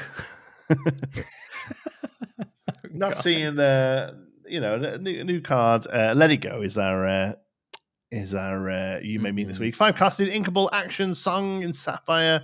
Put chosen card into their player's inkwell face down and exerted. This is a rare card. Why is this making us ink this week, Brandon? It's making me ink because I am sick and tired of talking to this card. For anyone that doesn't know, our good friend Knive from Knive. Because you think it saw play, wouldn't you? The amount of people have been on about it. Yeah, and it really doesn't. It's in some Sapphire Steel decks, but outside of that, it doesn't. Knive was asking a hypothetical question, sort of like, what would you do in this scenario question, where it's a set championship.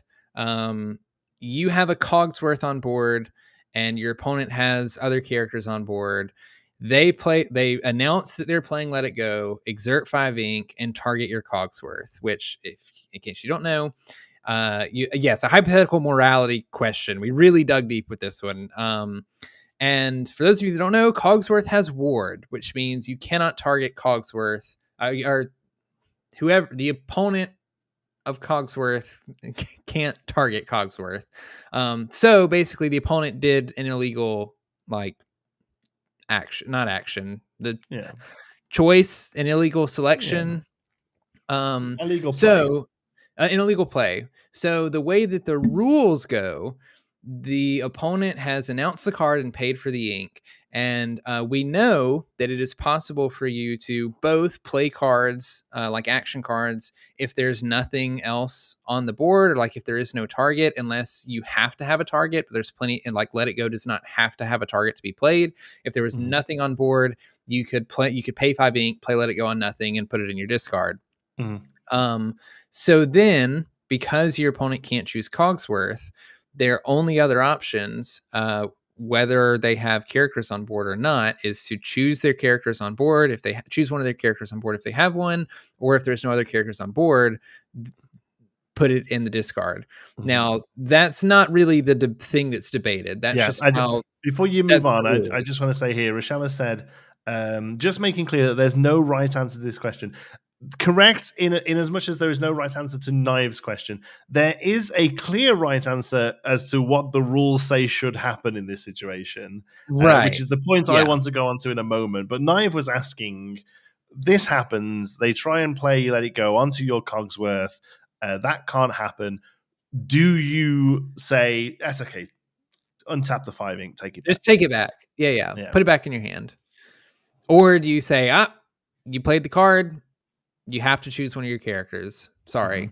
And this is during a set championship. This is not, you playing local league night. This is for the marbles. This is you getting into the top 4 spot and getting your Stitch promo. Do you allow them to take the card back, or do you force them into the decision and either make them discard Let It Go for like having not selected anything, or force them to select one of their own characters to put into their inkwell? And that the answer to that question is up to preference, I guess. It's going to be different for a lot of people, and there's no real right answer. And honestly, I don't care really whether you do or not. I wouldn't, but I don't either. I was going to say, I don't think I would. This is another thing with these questions. I feel like you don't really know until you're in the position of played all day for this, or like I've lost the past 3 set championships that I'm going to, and this is my Yeah. win into the set, like, am I gonna make the same decision then? I don't know. Yeah. I don't think you're evil or good for choosing one version or the other. Mhm. I like to be forgiving. There's a lot of argument. One of the arguments was that, like, if you force your opponent to do this off of technicality, then, like, you don't deserve to win, or you're not a good player because you can't win, like, when your opponent's playing optimally. And then there's the other side of this is like, well, my opponent's a bad player because they tried to play this on a Cogsworth that has ward. they I'm Mhm. going to make them be punished for it and give me the advantage. I don't know. I don't care. My answer is I'd probably let them have it back. I now know they have a let it go in hand, and, like, I'm sure if they realized Cogsworth had ward, they wouldn't have made this play. Mhm. And it's quite the tempo loss if you have to, like, ink one of your own characters. That just you're almost never deciding to do that. Mhm. Um, so I'm probably just gonna try to Yeah. I'll let my opponent take it back probably.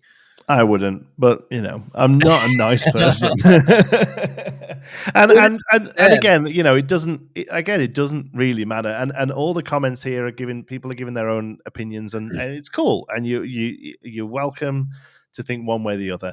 And the actual original discussion, that original question posed by Knive, I personally don't feel like it's it is what it is. It's a Mhm. morality question. You're either cool with it or you're not cool. Some people like uh yeah, there's some people who will do it and some people who won't, and that's cool. My big issue with it was that there was quite a few people who should be more versed in the game who weren't, and not Yes. only who God. weren't, but were very adamant that the game was wrong and not their reading of the rules. Yeah. And that was that was my real issue that came out of the day. I had people tweeting me saying, "Well, any SCG or PBG judge worth their salt would let the player take it back." And I'm like, well, then they're wrong. Like, this isn't a Yeah. morality decision anymore. If you're bringing a judge in, Yeah. it is the judge's responsibility to have the game played properly. Yes. And as the game says, let's be honest, Disney Lorcana, for the most part, their rule set allows you to allows the benefit of the doubt. The rule very often Mhm. sides with the players, and it very often its rule of cool works out quite a lot. You're often oh, can I really do that? Yeah, I can. Oh, that's really cool. But sometimes the edge cases of it mean that if you play to let it go, it's being played, and you then either have to um, target one of your own characters, or if you don't have any Mhm. characters, it just fizzles away. Um, then that's what the judge call should be. Right. So that was my real issue with it, was the amount of people telling me that they would if they were the judge, or all the judges they know or what have you would say that the player could roll it back. That that's just incorrect, and that was my Yes. big issue with it. And I implore all of you, if you are judging a store champs, because you're meant to have a judge at them, if you are Mhm. judging a store champs, please read through the documents a good few times. Yes. Please go onto the official Discord and check out the rules groups. Like, that's it will behoove you to do so. I'm in there, and I am so below most of the people in there with as for regarding knowledge of the game.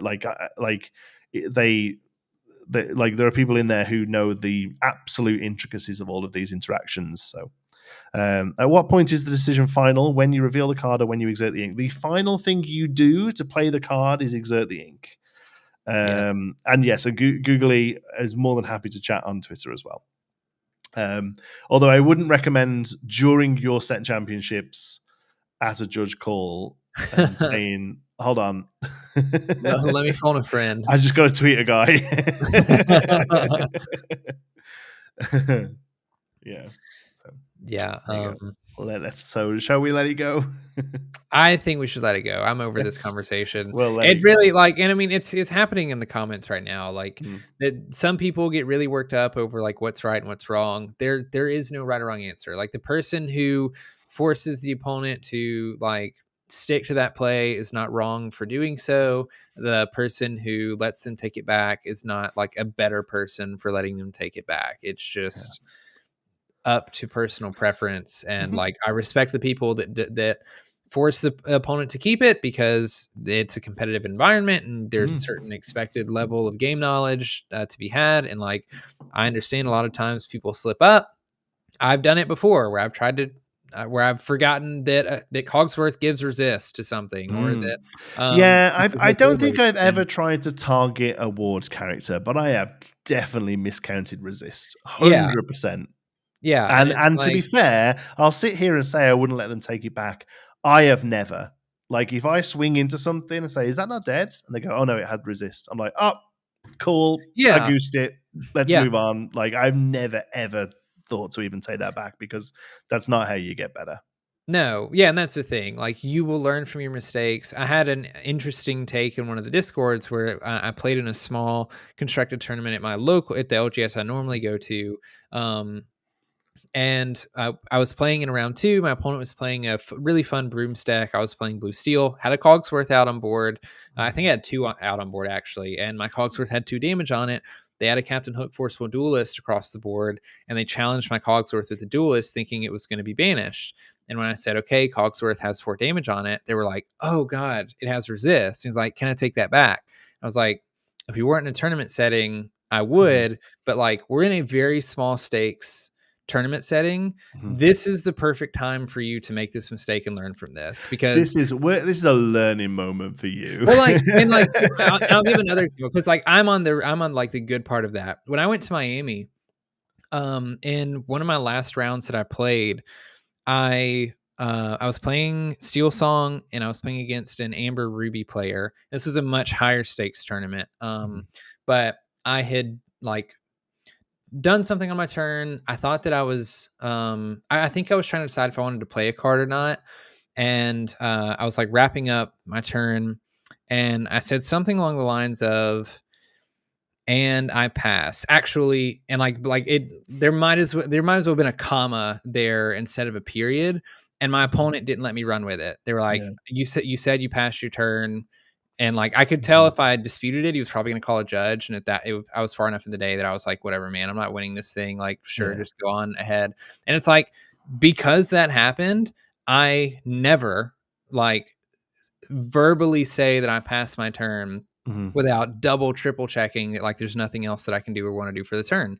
And I learned from that experience. And like, if you just get away with all the mistakes that you make, like sometimes it's easy to not like it's easy to continue making those mistakes because you aren't Yeah. punished for it. So I agree. Yeah.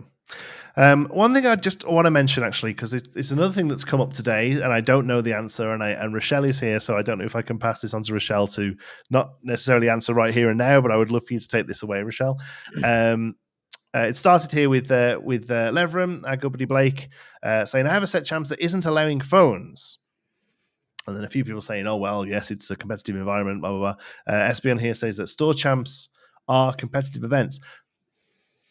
are they? I don't think it says anywhere, and that's the thing. So in the tournament rulings currently, um, it specifically states that there are casual tournaments and competitive tournaments. And casual, I think Google has just typed this into the chat as I'm saying it, but yes, casual tournaments you are allowed to use the app to both track lore and also check card rulings.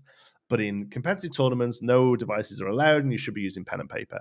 But I can't find anything that dictates whether the set championships are classed as casual or competitive tournaments as far as Ravensburg is concerned. Is it a the app has a lore counter on it? Yes, it does. Is it a store? Is it at store's discretion, or have I missed somewhere whether it is or not, or is that Mm, something that hasn't necessarily been pushed out? If I could leave that with you, that'd be awesome. If you know now, that'd be great. But yeah, I do. Should we be telling people to make sure they have a pad and paper with them when they go to set champs? Is what I'm asking, basically. yeah. Yeah. Or at the very least, like bring a lore counter or a way to Mhm. track your lore outside of a phone. Agree that it's not clear. Current events Okay. are at store Store discretion. discretion. Okay, so in that case, I would recommend you take a pad and paper or a physical lore counter just in case the store does decide that it is casual. I will say though that if any store tells you that it is competitive, ran at competitive level, and they don't have a TO and separate judge, then they are not running it to competitive level. So yeah. that's so that's this pretty much decides for me that my store will be running this as a casual level because I will be TO and judge for this event. So yeah, why would this be an issue in the first place? Purely because competitive events, as in sort of proper competitive events, you can't have a phone out. Like it's just it's like doing or an exam, anything that can store data, basically. Yeah, it's basically like you doing a school exam. You just don't have your phone out. So law is tracked through pen and paper, basically, for the most part. Which also, sorry, keep going. Go ahead. No, that I was going to say, which is also like the safest thing for you to do, honestly, is for you to track it in pen and paper, because you can track both your and your opponent's lore. Every time the lore changes, you can mark it so that if there's ever a judge call or and your opponent don't agree on what the current game state is, you have a history that you can look back on and either find where one of you missed it, or if your opponent is insistent that, it's one thing and you're insistent it's the other, if you're the only one that has written it down on pen and paper, the judge is much more likely to side with you over your opponent if they also haven't tracked it down in pen and paper. So it's sort of like insurance in case something like that happens. Yeah, I would definitely recommend pad and paper. In fact, I'll be right back. Yeah, have you got one to hand? I do. I have one. Oh, go on, because mine's way further away than I bet yours is. I keep mine in my backpack. You can. A very few of you will be able to flex the heck out of this. I don't know what this is from. I don't know what the scores on this one is from, but did you win? Yeah, these I don't know. I have no idea if I won this. It looks like I did. But we got these at Gen Con.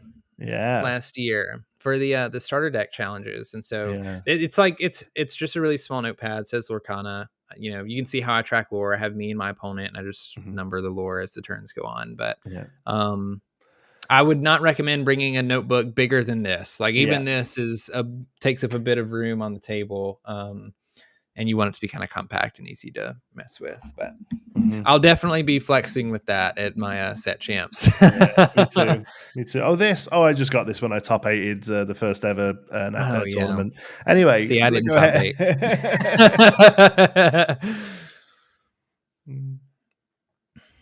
There we go. All right, cool. Let's move on then. So the second sort of half of this sort of prepping for champs I want to talk about is less about the actual deck, less about the sort of cards you're playing and the cards that your opponents are playing, and more just about the experience of playing at a more competitive level, just being at a game store all day. That can be new to a lot of people. So I wanted to kind of go over some of those points. Really, do you have any not necessarily what's the word, like traditions or anything, but is there certain things that you always aim to do? So it's not, well, okay, there's two things. There's one thing that I always do, and it is when I have to shuffle my deck, especially after a match, or like before, really any time, it doesn't matter. I always shuffle it like at least 10 times. I don't know why, but to me, I'm just I know that it's shuffled correctly, because I just think if I don't shuffle it efficiently and efficiently randomize the deck, I'm going to get bit in the butt for it. And there's going to be cards clumped together. And I know that can happen when it's randomized anyway. But anytime I shuffle a deck before the match, and then when I draw my first 7 and alter and then have to shuffle again, I shuffle it at least 10 times every single time. The only other thing that I do, which is a little bit more of a tradition, or I don't know what you would call it. Tradition is probably not the right word, but at big events, at events that I really care for, so not your weekly casual tournaments, one thing I do, I always wear a bucket hat. It's not here. It's in my backpack. I always wear my bucket hat. Waiting for this stupid hat to come up. And then, just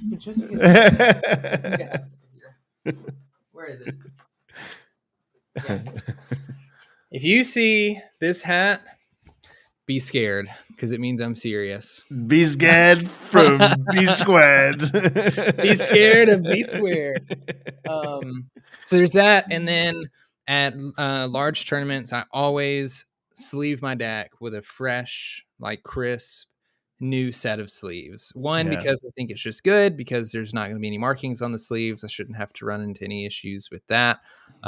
But it's going to make it easier for me to shuffle. It's a comfort thing. It makes me feel like all the bad juju's wiped off the cards now that they're in like new sleeves, and it's like they're reset. So yeah, those are my things that I do. Do you have anything? No, I don't know about new sleeves, like newer sleeves maybe, but brand new sleeves I hate. God, the cards So are all over the place. yeah, so like I'll shuffle them a lot before I actually like play with them, but I try to sleeve them as close to like the event. Fresh, yeah. After they're sleeved, I try not to like play games with the physical cards because I don't want to like put losses on it. You know what I mean? Yeah, all of my stuff. Like, I don't really have anything like superstitious or anything like that. All of my stuff is much more just the practicalities of moving into middle age. Honestly, like I'm 38 this year. I can't like work on a few hours sleep and rock a 5 hour energy, and a couple of Mars bars through I the wouldn't day. Like, recommend that before a tournament anyway. no, but that's how some people kind of thrive on it, right? But I don't. Like, I need to get to bed early. I need to get a good breakfast, and whatever good breakfast is, you know what your good breakfast is, right? Like, I'm Yeah. not saying that you go out and do a knockdown steak and eggs, but like, I actually like something kind of light. Like, I yeah. would not recommend a heavy breakfast. But get something in you, and not like a pastry on the way. I'm not talking about stopping at the McDonald's or whatever. I'm on about getting some good, sort of Good hearty breakfast. good hearty breakfast that's going to release energy slowly through the day. It's water. Always have plenty of water. Yes. Get yourself a good water bottle. I actually left my water bottle at work today. I was going to bring it back. I have a really great insulated water bottle that's covered in all of the Lorcana content creator stickers that I get. I have mine just over a year, and that's kind of like my sort of thing. So I always have that. It keeps water cool through the day. Take snacks with you. Now, obviously, as a manager of an LGS, I'm really I like spend some money at the LGS if you can, right? They're most likely going to have snacks available, and that's one of the big ways they're going to make money out of you that day. Most likely, the amount of money you've paid to play is pretty much just covering the product that people are going to win. So the way they make money is by you buying sleeves, by you picking up some singles, and by you grabbing pop and stuff. So grab a pop and a candy bar later in the day, but don't rely on that. Make sure you've got some nuts, some trail mix. Some, again, that sort of slow releasing energy that's not gonna like grind you down. It's just gonna give you that extra little push. Matt here saying, I didn't realize how long these tournaments will last. This will be my first one. Yeah, get ready for it, because it is. And like, even now, I still get a lot of people just not quite realize how long it's going to be. We'll run a draft at the store for Lorcana, and it gets like 3 hours in, and people aren't even close. What have I done? Jonti did Caleb. the meme. Oh yeah, there's no the letter T doesn't exist in the phrase bottle of water. Yeah, there. I'm glad. Okay, so I know that was just like a funny thing, but I really, really want to stress the like being hydrated all day, staying hydrated, because like your brain needs water to function efficiently and correctly. And if you're trying to win a tournament, going all day without drinking water is not the way to do it. You want to be like at your best. And I stress hydration even more than having snacks and food to bring, because like it's just so important for you. You're probably not even going to realize that you're dehydrated because you're going to be so like locked in on the tournament. I'm sure there's going to be nerves. And they're like, depending on how long your rounds take, you may not even have that much time in between rounds. But I cannot stress enough, like, stay hydrated, take a couple sips every round, stay on top of that kind of thing. Yeah, so that's the sort of like as far as like stuff I would take with, you know, and I always I make sure I always have some pain relief with me as well. To be honest, I'm a headachy person. Mhm. As soon as my sort of salts or hydration drops, I'm a headachy person. So I always have Mhm. medication with me. I'm obviously not going to recommend medication. You know whether or not you're the sort of person who needs some Advil Yeah. for a day. I am. So you know, I have, like, Tylenol or ibuprofen in my bag yeah, at all times just in yeah. case. But yeah, that's the other things I would make sure I take with me. A good pen and paper definitely is an important one. I Mhm. think if you just in case the store does sort of run their tournaments at a higher competitive level, and it's just a good habit to get into anyway. Challenges most definitely will want you to use pen and paper. So Yeah. if you're looking at moving forward into them, it's just good practice, honestly, from a competitive standpoint. A good playmat, good sleeves, Mm. all that sort of stuff. So it's just gonna, and you know, comfy clothes, layers. These Yeah. places very often start off cold and then get hot with the sweaty bodies in the place all day long, right? Mhm. So yeah, so make sure. I mean, obviously, again, it's such a cliche, but get a shower, get some Yes, deodorant, yeah, and that's yep. not even just for like the meme of gamers being sweaty. You'll feel better if you're sitting there Mhm. clean for the day, right? Like you'll feel more comfortable. All these little things just help, right? Yeah. Yeah, so good. Yeah, sealed containers, that's a great idea. Denzel here says pretzel, goldfish, bit of chocolate, and a good bottle of Mountain Dew and Gatorade. I mean, they're all things I would personally avoid. But whatever works for you. For me, it's got to be like water and trail mix, and anything more processed than that, Yeah. my body just goes. Yeah. Like Yeah, I'm you a don't wanna sucker eat for too it. much. You don't wanna eat too much and become lethargic, but you wanna eat enough to keep Yeah, yourself, like, satiated for yeah, sure. yeah. Remember to stretch, Jacoby, that's a good one, like, in between your rounds, get up, walk around, go outside if you need to, Oh get yeah, some fresh air. I've actually got go outside as a point in a bit. Yeah. Yeah, Yeah, like, get some fresh air, yeah. walk around a little bit, meet up with your friends, don't just, like, sit in your seat all day, Mm-hmm.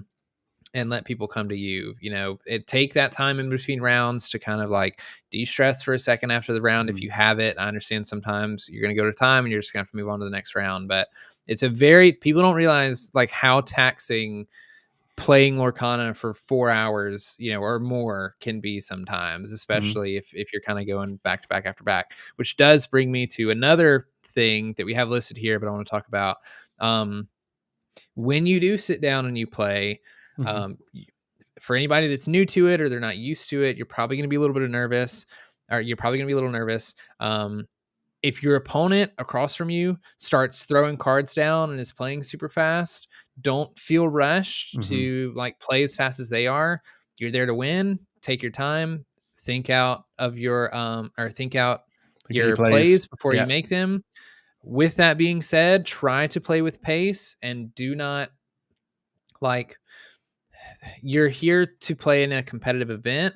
I don't think it's the time and place to be like chatting up your opponent Mm-hmm. and talking to them or like saying about how unlucky you are, you know, Yeah. when you're drawing cards, like play the game. Play the game. Mm-hmm. You really really really want to finish that round because in the past 2 or 3 weeks that I've been traveling to tournaments in my local area and just like getting my reps in, one of the things that I've noticed is like you do not have as much time as you think you do to play 3 games if you need to play a 3rd game. Mm-hmm. And especially newer players or especially people who aren't used to playing in paper, or aren't used to playing in a timed 50-minute, round, you're gonna start realizing like, "Oh, I don't have as much time to, like, think and everything as I thought that I did." So you really don't have the time to, like, chat up your opponent. Feel free to do that when the round's over if you finish early. I love to talk to my opponent and, you Oh know, tell yeah. them good game and, you know, be always remember to be friendly. But when your round starts, get there, get your stuff situated, start playing your game as fast as you can so that you can finish your round if you have to play 3 games. Mm-hmm. Yeah, 100%. Try and get yourself in the right mental state. Like it's good to have sit down. Hey, how's it going? How's your day going so far? Don't never specifics. What you not Yeah. don't not sit down and say what colors you're playing. Do not sit down and say what was the last guy playing. That's not Mhm. like that's frowned upon at best, against the rules at worst. But there's Yeah. nothing wrong with saying, "Hey, how's it going so far? You enjoying yourself?" And then, like you say, you get done early. You've got a little bit of time to chat. I personally, if I'm done early, I actually get out the game for a bit. Like I'll go on a walk around the store. I'll go and walk outside. I'll look at Twitter a little. I know some people they actually are better off sort of staying in the mindset of the game. But I personally have to break away from it. So I have to, if I can get 10 minutes of that hour not thinking about card lines, that works for me. But I know some people find it better to sort of get it, stay in the zone, stay in the weeds with it, and that's fine as well.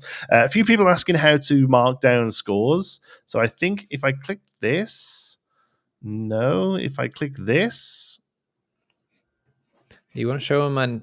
Okay, there you go. I should. Can you see? Can you see? Yeah.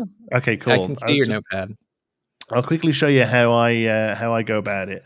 So I'm going to do it bigger than I would. I'll do it in a Sharpie. But basically, I would write. I always write just initials. So say I'm playing Brandon, I would write JB like this. But like on this size of page, I would want to get all 3 games in personally.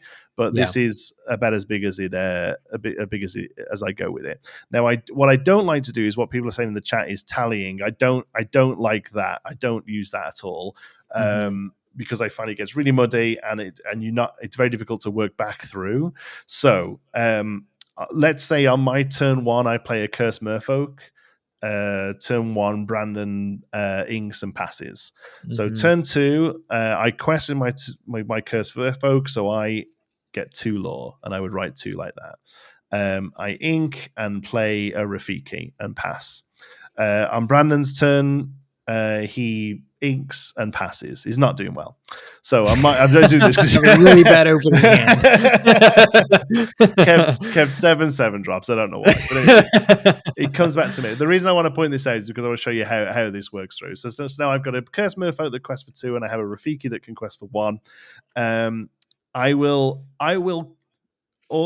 count groups of questing as 1. So if I'm going to do nothing else and just quest with both of mine, so I quest for 3, I'll cross out the 2 and I'll write 5, and I'll find a pen that actually works. That actually writes. Yeah, it's a little hard to see. So I'll cross the 2 and I'll write. Oh my god. I've only got permanent markers that don't work and dry erase, right? There we go. So I'll cross the 2. I've got 5, and I've got 5. Okay, so I do like that. So say further into the game, I've got 3 or 4 characters out, and they all quest. I've got 4 characters out, and they all quest for 2. Let's do like that. Now, if I quested for 2 with 2 of them, then played an action, and then quested with the other 2. For whatever reason, cards that get more ink if you quest or whatever, I would treat both of those quests as a separate amount and add those up. So say I'm questing for 8, but I would quest for 4 and then play an action and quest for 4. So I would go 5 goes to 9, and then the next quest 9 goes to 13. Now that's personally. Now this isn't official. This isn't how Lorcana tells you to do it or anything. That's just how I would do it. I wouldn't mark every single lore gain. I wouldn't say, okay, I quest for 1. Quest for 1.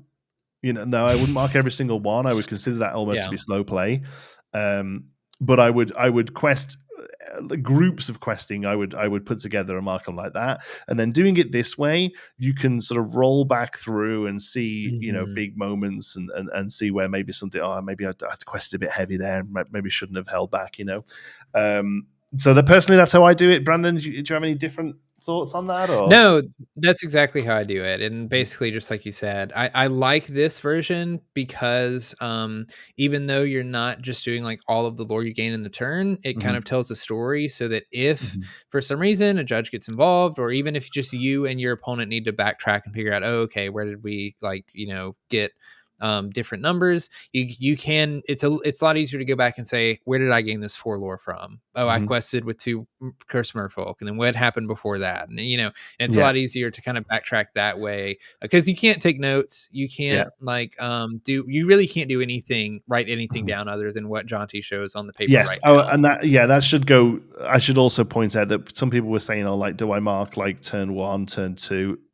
No, it's just lore count is pretty much the only thing you should be making a note of.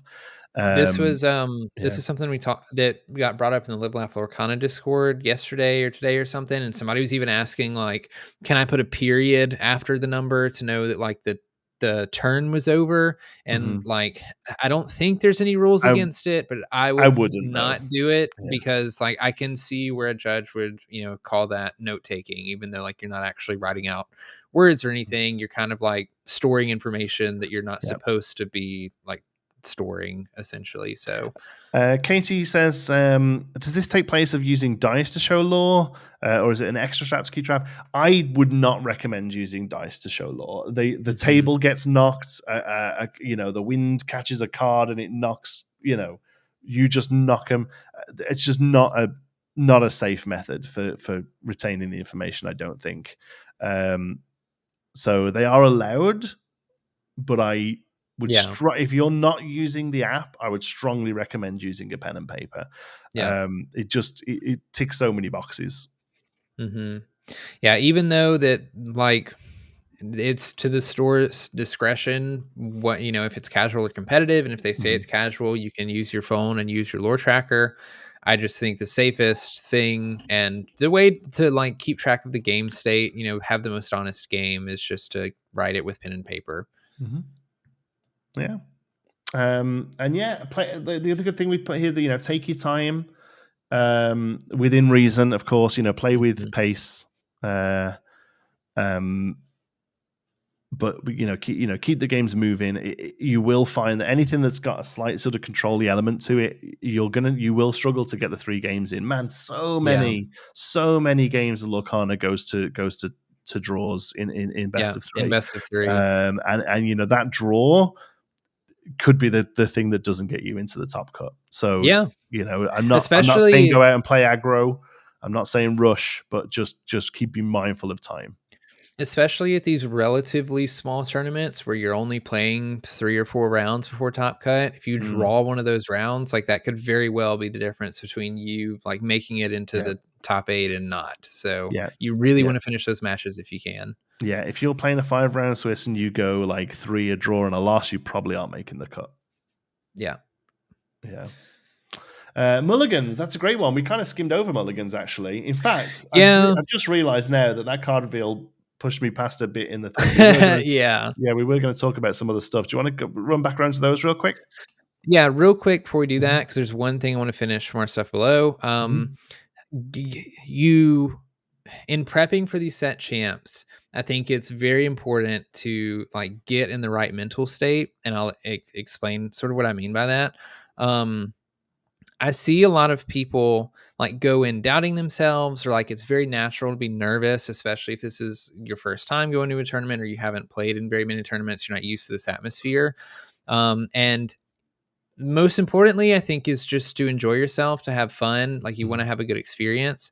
But I really think there's a lot of power in, I don't want to say like manifesting. I made kind of a joke tweet about that today, but I really do think there's power in like going in confident. This whole week, even like as early as today, I'm telling myself I'm winning a stitch. Like I'm going into these set championships confident. I know, like I've played with my deck. I'm still going to play with my deck in between now and then. I know my lines. I've done my work. I'm confident that I can go and win a stitch. And I feel like if you go into a tournament with that mental state versus one where you're unsure of yourself and you're nervous, or you don't think you're very good, or you don't think you're going to win a stitch, like you've already lost half the battle, because you don't want to be like wasting mental space, doubting yourself. And I know that's not is it's easier said than done for a lot of times, but I think there's a lot of power in being confident in yourself. And I suggest like people start getting into that mentality as early as today, and just like getting ready for this weekend, being excited for it, and being ready to play some games and, hopefully win a Sitch Rockstar. Yeah. Let's do it. And the way we're going to do it, I'm just trying to find where we got it to before. So choosing your deck, then, I think at this point you really want to have an idea of what you're playing, and if you Mhm. don't, if you came to this stream tonight thinking you would look at the top decks and pick one, play what you're playing, play whatever you're taking Mhm. out to your league and you feel comfortable with, because you will have so much more success with the deck you know well. like, as long as it's not trash. You understand what I Don't mean. play Amber Sapphire, And if you do, please play Popsicles and At least play Popsicles and Hiram, and please. but yeah, like, as long as you're playing a solid deck, you'll have much better experience playing a good deck well than a great deck poorly. Yeah. I really, really think like like I've said, the past week or two, I've been going to tournaments in my area and have just been playing against blind fields of stores that like I don't normally go to because they're a bit out of the way because I'm trying to get some games in. And more than anything, your skill and your like knowledge about your deck and the mulligans and the matchups for that deck has been way more important than whatever the deck was that my opponent was playing. The tournament that I played last Friday, all 3 rounds were against very unfavored decks for me. I won all 3 of them because I knew the deck. I knew the deck that I was playing. And I think these set championships are really going to come down to just like each player's knowledge and skill in piloting their own deck. So, like Jonti said, if you haven't chosen a deck yet, you really should. You should pick the one that you're most comfortable with. And I'd say like lock it in. Lock the deck in that you're going to play for set champs today or tomorrow and just focus on that deck. And then, I don't know, is there anything else you wanted to say about that before we... No, I think that's it. I think mulliganing. Altering, I think, is actually the term. Oh, I don't know. That's a mulligatawny joke. No, I don't even know what that is. It's a mulligatawny. It's a soup. All right, cool. Altering your opening hand. Brandon will now give you a 10-minute TED talk on how to alter your opening hand. I could. It's different for every deck, so there's no way that I can just be like, here's how you mulligan your hand. But I will say, I think altering your hand is like one of the most slept on and most important skills in this game when it comes to success. The reason that I can't give you an overall, like, here's how you mulligan your hand is because for every single deck, it's different into every single deck that they play against. And so this is also why I say lock in a deck now if you haven't, because the things you need to be thinking about are your opening lines and more specifically, what do you want your first 3 turns to look like against every different matchup on the play and on the draw? That's a lot of information because that's 2 different opening hands for every possible deck that you're concerned about. Think about, and so this is where we're diving deep. We're getting into the TED Talk. That's good. I knew you would. That's why I said it. I know this is a topic you are very passionate about. Yeah. Not only do you need to know like how you are winning the game and like mulliganing, altering accordingly. You also I think need you can to know, say mulliganing. It's not a term owned by another card game. It is a TCG standard terminology. It's fine. I'm trying to get into the habit of using the right terms. Rochelle got on to me in the Glimmer Gauntlet for saying spells at one point. Now it's just like spells is a term in another game. Mulligan you mulligan in a lot of card games. I know. I'm just anyway. I'm trying to say altering. Not only are you trying to think of how you're winning and what your best opening hand is on the play and on the draw versus the deck, you have to consider what's your opponent's thing that they're trying to do on the play and on the draw against your deck. Because that's going to affect what your opening hand looks like. A great example of this, I brought it up in the stream earlier. If you're playing Ruby Amethyst into an Emerald deck, Ruby Amethyst doesn't have very many ways to interact with an Ursula Deceiver of All, which is what most of the Emerald decks are trying to play on turn 3 if they can. So, like, it's really important that, one, you have a Pinocchio in hand to exert it if they play it, and that you also have something on board that can challenge it once and banish it once it's been exerted. And so after that, you're going, okay, Rafiki can banish it, a snake can banish it, and there's really not much more after that. And then depending on player draw, that changes too. So like there's I'm sure people who've listened to our stream and have followed the game on Twitter has seen a lot of debate on the play draw thing going on and the win rates that are between those two. A lot of that comes down to like the tempo in the game. When you get to turn 5 before your opponent does, you're able to play certain cards earlier than your opponent is. And so that's why it's important to also pay attention to whether or not you're on the play or on the draw, because it's going to affect what cards win and what cards you're trying to play, either to get ahead or in response to your opponent. That's a lot of things to think about, but it's very important if you're trying to win set championships, because you have to know your opener into any of these decks can make or break your game. Yeah. And sometimes you're going to get a bad hand when you mulligan. Sometimes you're going to mulligan into a full hand of uninkables, and that's going to happen. That's part of the variance in this game. It is. I mean, that's more of a deck construction issue then, though, right? Like you need to limit the possibility of drawing 5 uninkables off your mulligan. Yeah. But you do that at the deck construction point, not right. That's not a mulligan problem. Right. But yeah, I know that's a lot, and I just kind of word vomited for a couple minutes. But I think it's a very important part of the game. I think you're right, and I think the one thing I personally try mulligan a bit harder than you are right now. I think like the Lorcana mulligan is very generous, and you can probably oh well that's not so bad, and like that's pretty good on turn 4. Get rid of it. Find the best thing on turn 3, right? Like it's mulligan a bit harder. Like I was key like that the pirate the Landho deck I played against the other day. When I first started playing that, if I had Jim Hawkins on a location in my opening hand, I'd keep him. Yeah, and I quite quickly realized I was like, it's not good enough. It's just not good because it's just saying that 2 of my cards are staying in my hand until turn 5. For 5 so I turns. basically had a 5 card hand for the game, basically. So yeah, mulligan hard, mulligan often. You want to your ideal mulligan is giving you the best first 3 turns that you can against whatever deck you're playing, and that's it. And to do that, you have to know how your deck beats that deck, both on the play and on the draw, and how that deck beats your deck and what you can do to prevent it. Because you're right, like there are some games where I'm mulligan all 7 cards. Even like I usually keep a 1-drop if I have a 1-drop in hand, just so that I can play it. And then depending on which deck you're playing, some decks run a lot of uninkables, so you have to think about inkables that you keep in your hand just to have ink for the first couple turns.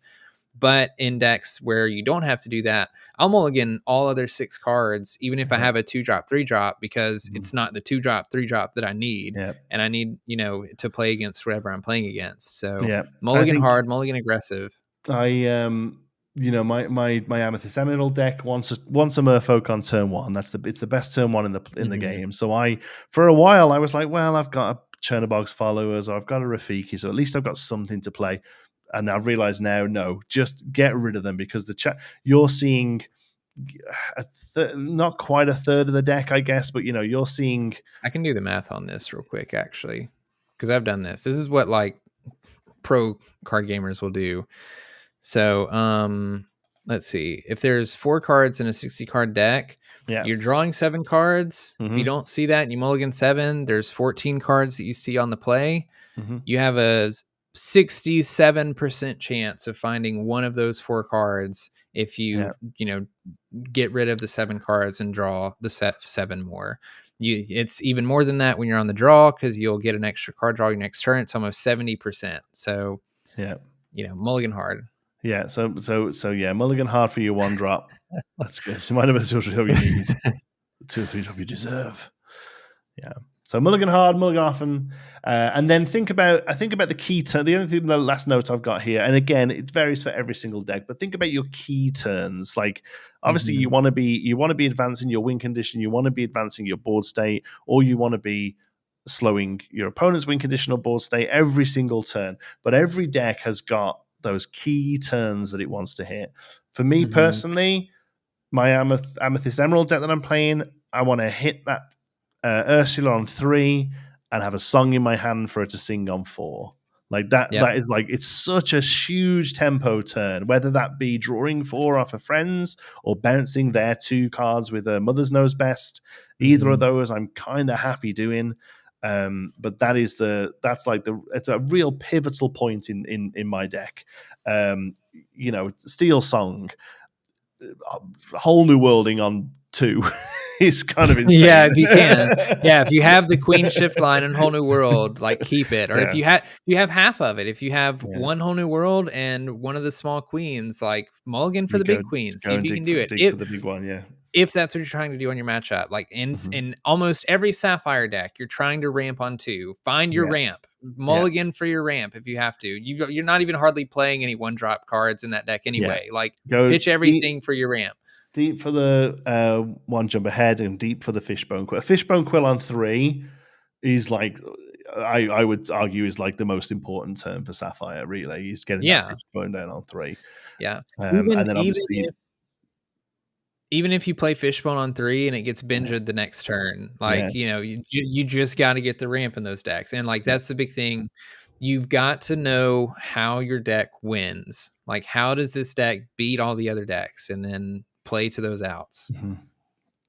And, be prep on 7, grab your swords on 5. And I think obviously, playing those in your deck and knowing they're coming is just as important. I would argue, actually, it's maybe more important to know if your opponent's planning on doing that. Just constantly be reading, constantly be looking. What have they drawn? What have I seen? What have they got? Can they hit a swords on 4? Can they hit the B prep on 6?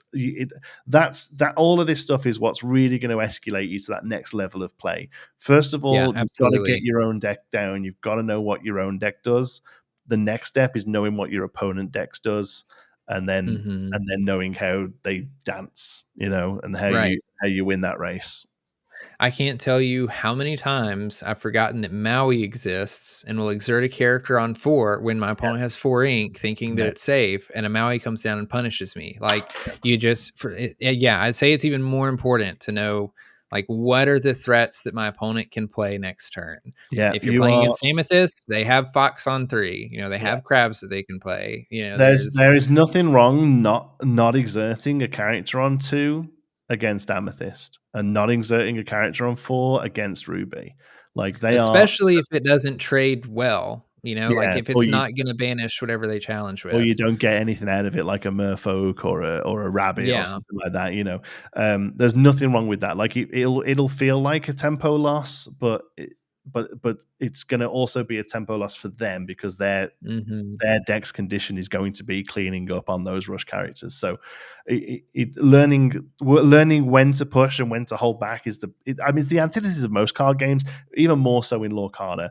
The whole crux of Lorcana: do I further my win con or do I stop my opponent's win con? You can do 2 things with your cards. You can turn them sideways for 2 reasons. One of them is to gain lore, and one of them is to challenge. Basically, the whole game comes down to whether or not your cards are challenging or gaining lore, really. There's obviously other things. There's levels on top of it, and there's singing and songs and, actions and all this. But really, it all comes down to when is it safe for me to extend and when is it not?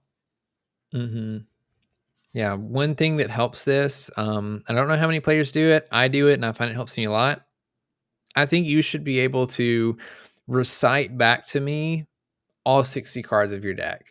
If I asked you, like, what your deck list was, because then, like, if you know your deck inside and out, how many copies of everything that you're running, it's less time that you're wasting while playing, trying to remember or think of, like, what your out is, and if you even have enough in the deck to do it.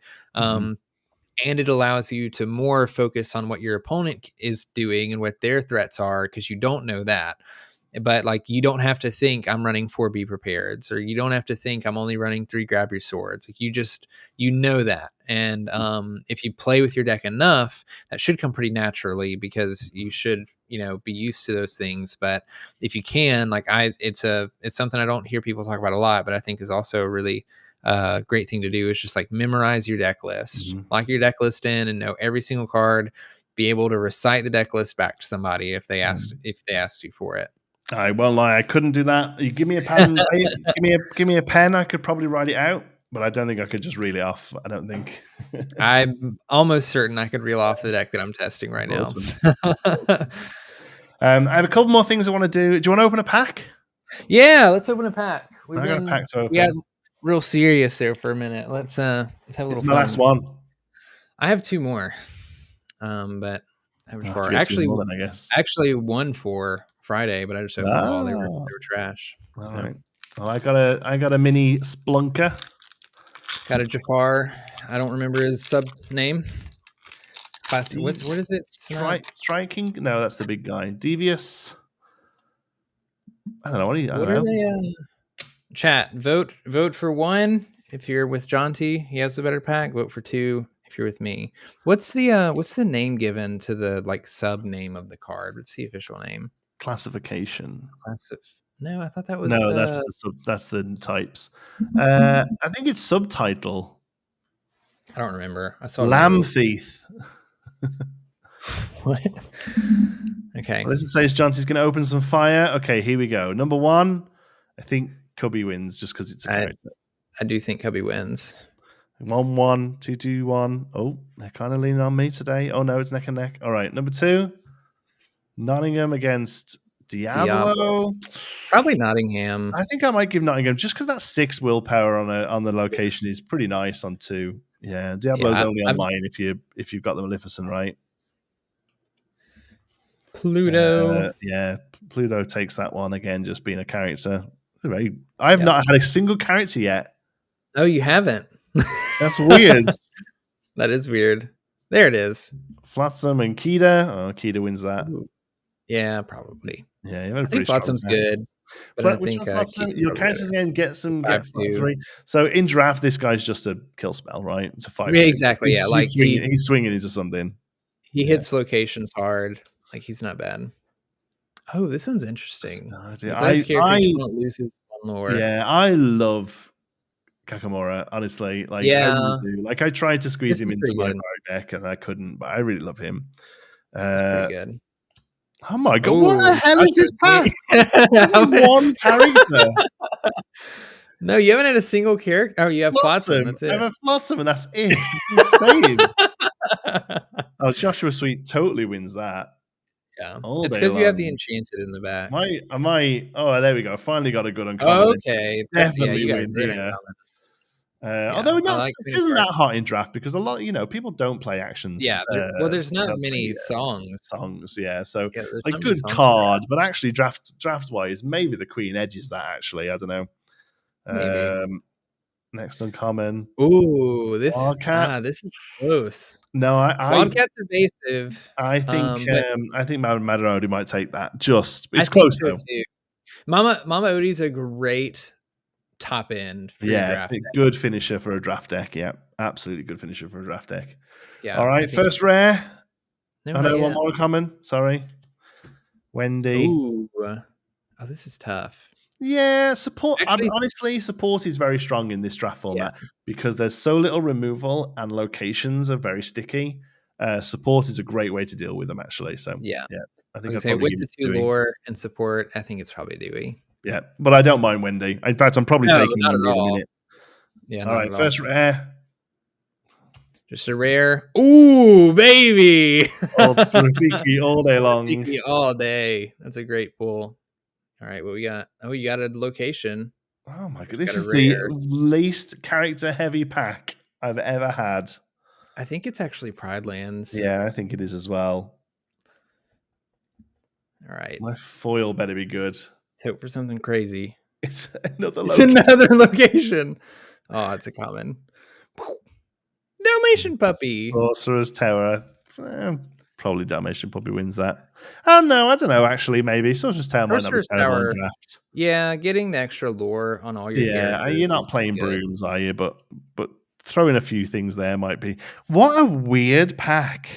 Yeah, both of these packs were. I don't know. Mine was okay. Yours is weird. Very weird. 4 characters. Sorry. So I got all characters. I didn't get a single. So crazy. I didn't get a single non-character. This is a pretty good draft pack, to be honest. I'd probably take the Rafiki over everything. Characters, everything else. That's the weirdest pack I've seen. That's the weirdest pack I've seen in a long time. When we said one for Jonti, we meant one character. Oh, thanks. It's funny. That's awesome. I'm glad to have gotten a foil Dalmatian puppy. I don't think I have a single foil puppy. I want to see if I can. Oh, sorry. I have a little clip to show you guys. Oh, yeah. I'm excited about this. I'm very excited about this. I'm not quite sure how I do it. Give me 1 second. I think it's that. Okay. I have a little clip to show you. I'll play this and then I'll come back and tell you what it is. I can't hear it.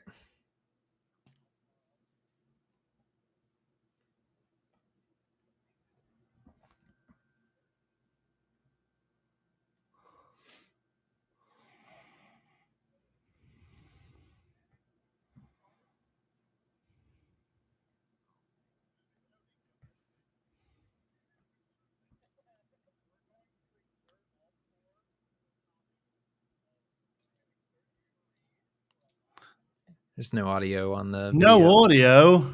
Yeah. Well, I don't know how to fix that. Can you go to your browser? It's just playing in a browser. Why? It's just a thing. You should be able to hear it. Hold on. I know where it is. I know where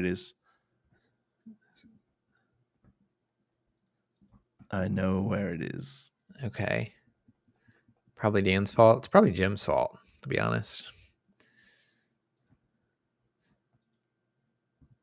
That one?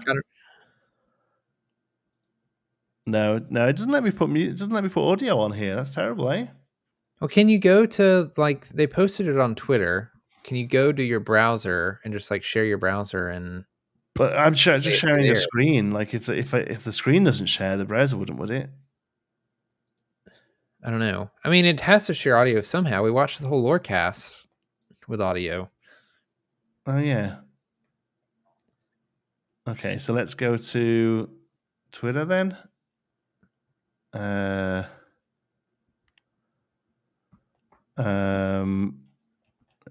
through and find where I tweeted about it. Is the volume up on the actual video that you played? I could hear it. Oh, okay. Okay, let's try this. Can you hear that? No, not right now. You may have to bring it on screen. I don't think we can get stuff on screen. Yeah. Okay, we got this. I'm a pro. I'm a pro. Okay, we're amateurs, guys. This is only live stream number 23. Yeah. 23. Okay, bring that back over here. We go back put there. Your headphones on the mic. That'll work. Stefan, that might have been me grunting. Share screen. That one. Chrome tab. The Inkwell on Twitter. Okay. There we go. And go. You hear that? There it is. Yeah.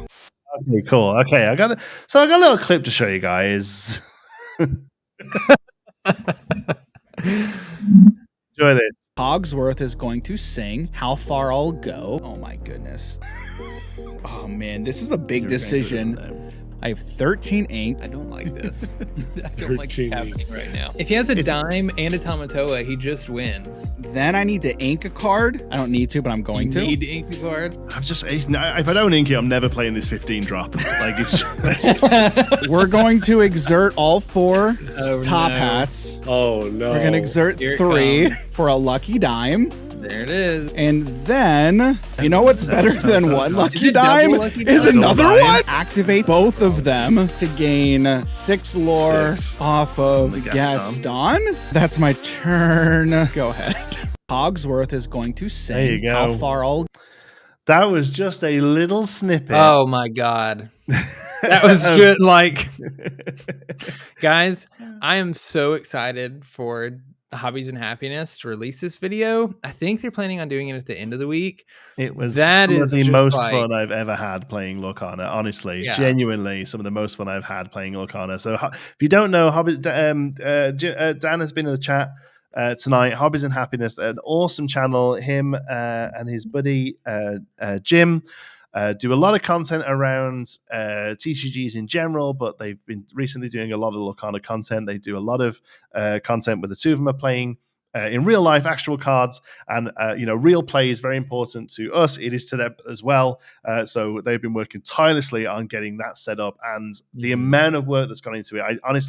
I think Dan approached us 2 months ago, maybe even more. Yeah, like we want to do webcam games, but we want them to be like real high production. So we've all it's 100% it's Hobbies and Happiness thing, and they're going to be doing it. They're going to be bringing on. But I know both me and Brandon have both bought equipment to be on that show. All this that just showed up one day was for the stuff that we've been working on with Hobbies and Happiness, and that they've been doing. And I now have this that I can swing in and out. And I need to for the exact same reason. It's useful though. It's good for opening packs and stuff as well. But Dan and Jim approached us and were like, "We'd love to get you guys on for the first one." And it was so much fun. We all went in with none of us are playing a meta deck. We're all just playing fun decks that have got, and the amount of fun interactions that come out through multiplayer. If you haven't played multiplayer or haven't really looked at multiplayer Lorcana, I really, really think you should check it out. Because it just shows you how much of a fun format it is. I mean, that was just one single turn there of Dan being ridiculous, but the whole game, we all get a turn that looks like that. It's kind of crazy. I was going to say, I feel like that was almost not mild, but that is just the beginning of the craziness that goes on in that game. It's, I can't wait to watch it back. I get it, but I'm going to go watch the whole video again. Because the game started and we were chatting and joking and we were all just playing cards. Oh, okay, I'll play this. Go ahead, you'll go. And by the end of it, we're all sat there like this. Oh, hold on. Yeah. It was so fun. So yes, if you're not following already, head over to Hobbies and Happiness. Make sure you click subscribe over there because they will be going up there. It's something they're going to be looking at doing every few weeks or every month or so. And it's not always us. We've just done the first one. They're going to be rotating through content creators and bringing in guests and stuff. So awesome. Can't wait to see it. Can't wait to share it with you all. That was pretty much it. I think the only thing I wanted to do is probably. We should probably just have a look at our card reveal again. Yeah, let's do that. Okay, let's have a look at our card nice reveal again, nice highlight. While Jonti gets this ready, Dan said he wants to bring in a lot of people to collab. I see a lot of people in the comments say they want to be part of the next. If you're a content creator, reach out to Dan. Like Jonti said, this isn't something that we're doing with Hobbies and Happiness. We were just the first ones to do it. They have the whole thing set up to bring in a bunch of other creators, and it was very, very fun. So reach out to Dan if you're interested. Absolute honor to be on it with them. But I look forward to seeing lots more. And I even said to Dan, I hope it's 30 people, but I'm already looking forward to coming back again. Yeah. If he asked me tonight if I wanted to do it again next week, I'd say absolutely. I'm there. But I'm also really looking forward to seeing loads of new people on and pairing up people that don't do stuff together normally and stuff. It's just going to be so much fun. I really can't wait for it. So, but then finally, again, we did get a reveal tonight. Thank you to Rochelle, who was in the chat before, who let us have a look at this because we were talking about Rockstar Stitch, and this is when Stitch realizes he maybe could be a rock star because he was playing the beginnings. 2-costed inkable item in amber. Record player. Look at this. Whenever you play a song, chosen character gets -2 strength until the start of your next turn. Hit Parade. Your character's named Stitch counts as having +1 cost to sing songs. So basically, that is Stitches have singer cost +1. +1, So that's it, because the problem is you can't. Singer is a hard number, so you can't say that Stitches have Singer 3 because it would make bigger Stitches worse. So it's slightly worded differently to how Singer normally works. This is Amber card 32. So does that mean no locations? Steven says there's normally 34 cards per ink, so there could be 2 locations. 2 locations? Yeah, 34. Sounds about right. Yeah, 34 is right. 34 into 204 is 6. Yeah. So does it stack the Singer 1 ability? So So Singer +1 ability isn't an ability in the game. It's not a thing. Yeah. So at the moment, a 3-cost card has Singer 4 or Singer 5. It's not a plus ability. So this is the first time we're seeing that. You could argue that maybe it would have made more sense for Singer just to be a plus ability. So but I think that's where there's interesting discussion though, because like this obviously only applies to Stitches, and we don't have a Singer Stitch at least yet. But it's like if Ariel gets this ability that has +1 cost to sing songs, that means she is like, so Ariel Spectacular Singer would be a 4 songs. cost to sing songs, but also has Singer 5. But has Singer 5, so it doesn't matter. Yeah. So this wouldn't stack with Singer, I don't think. Does that mean that we'll never see a Singer Stitch? I don't know. Like I don't know how they're gonna figure that out. But as it stands, your Stitches can sing songs that are one more than they are. Yeah.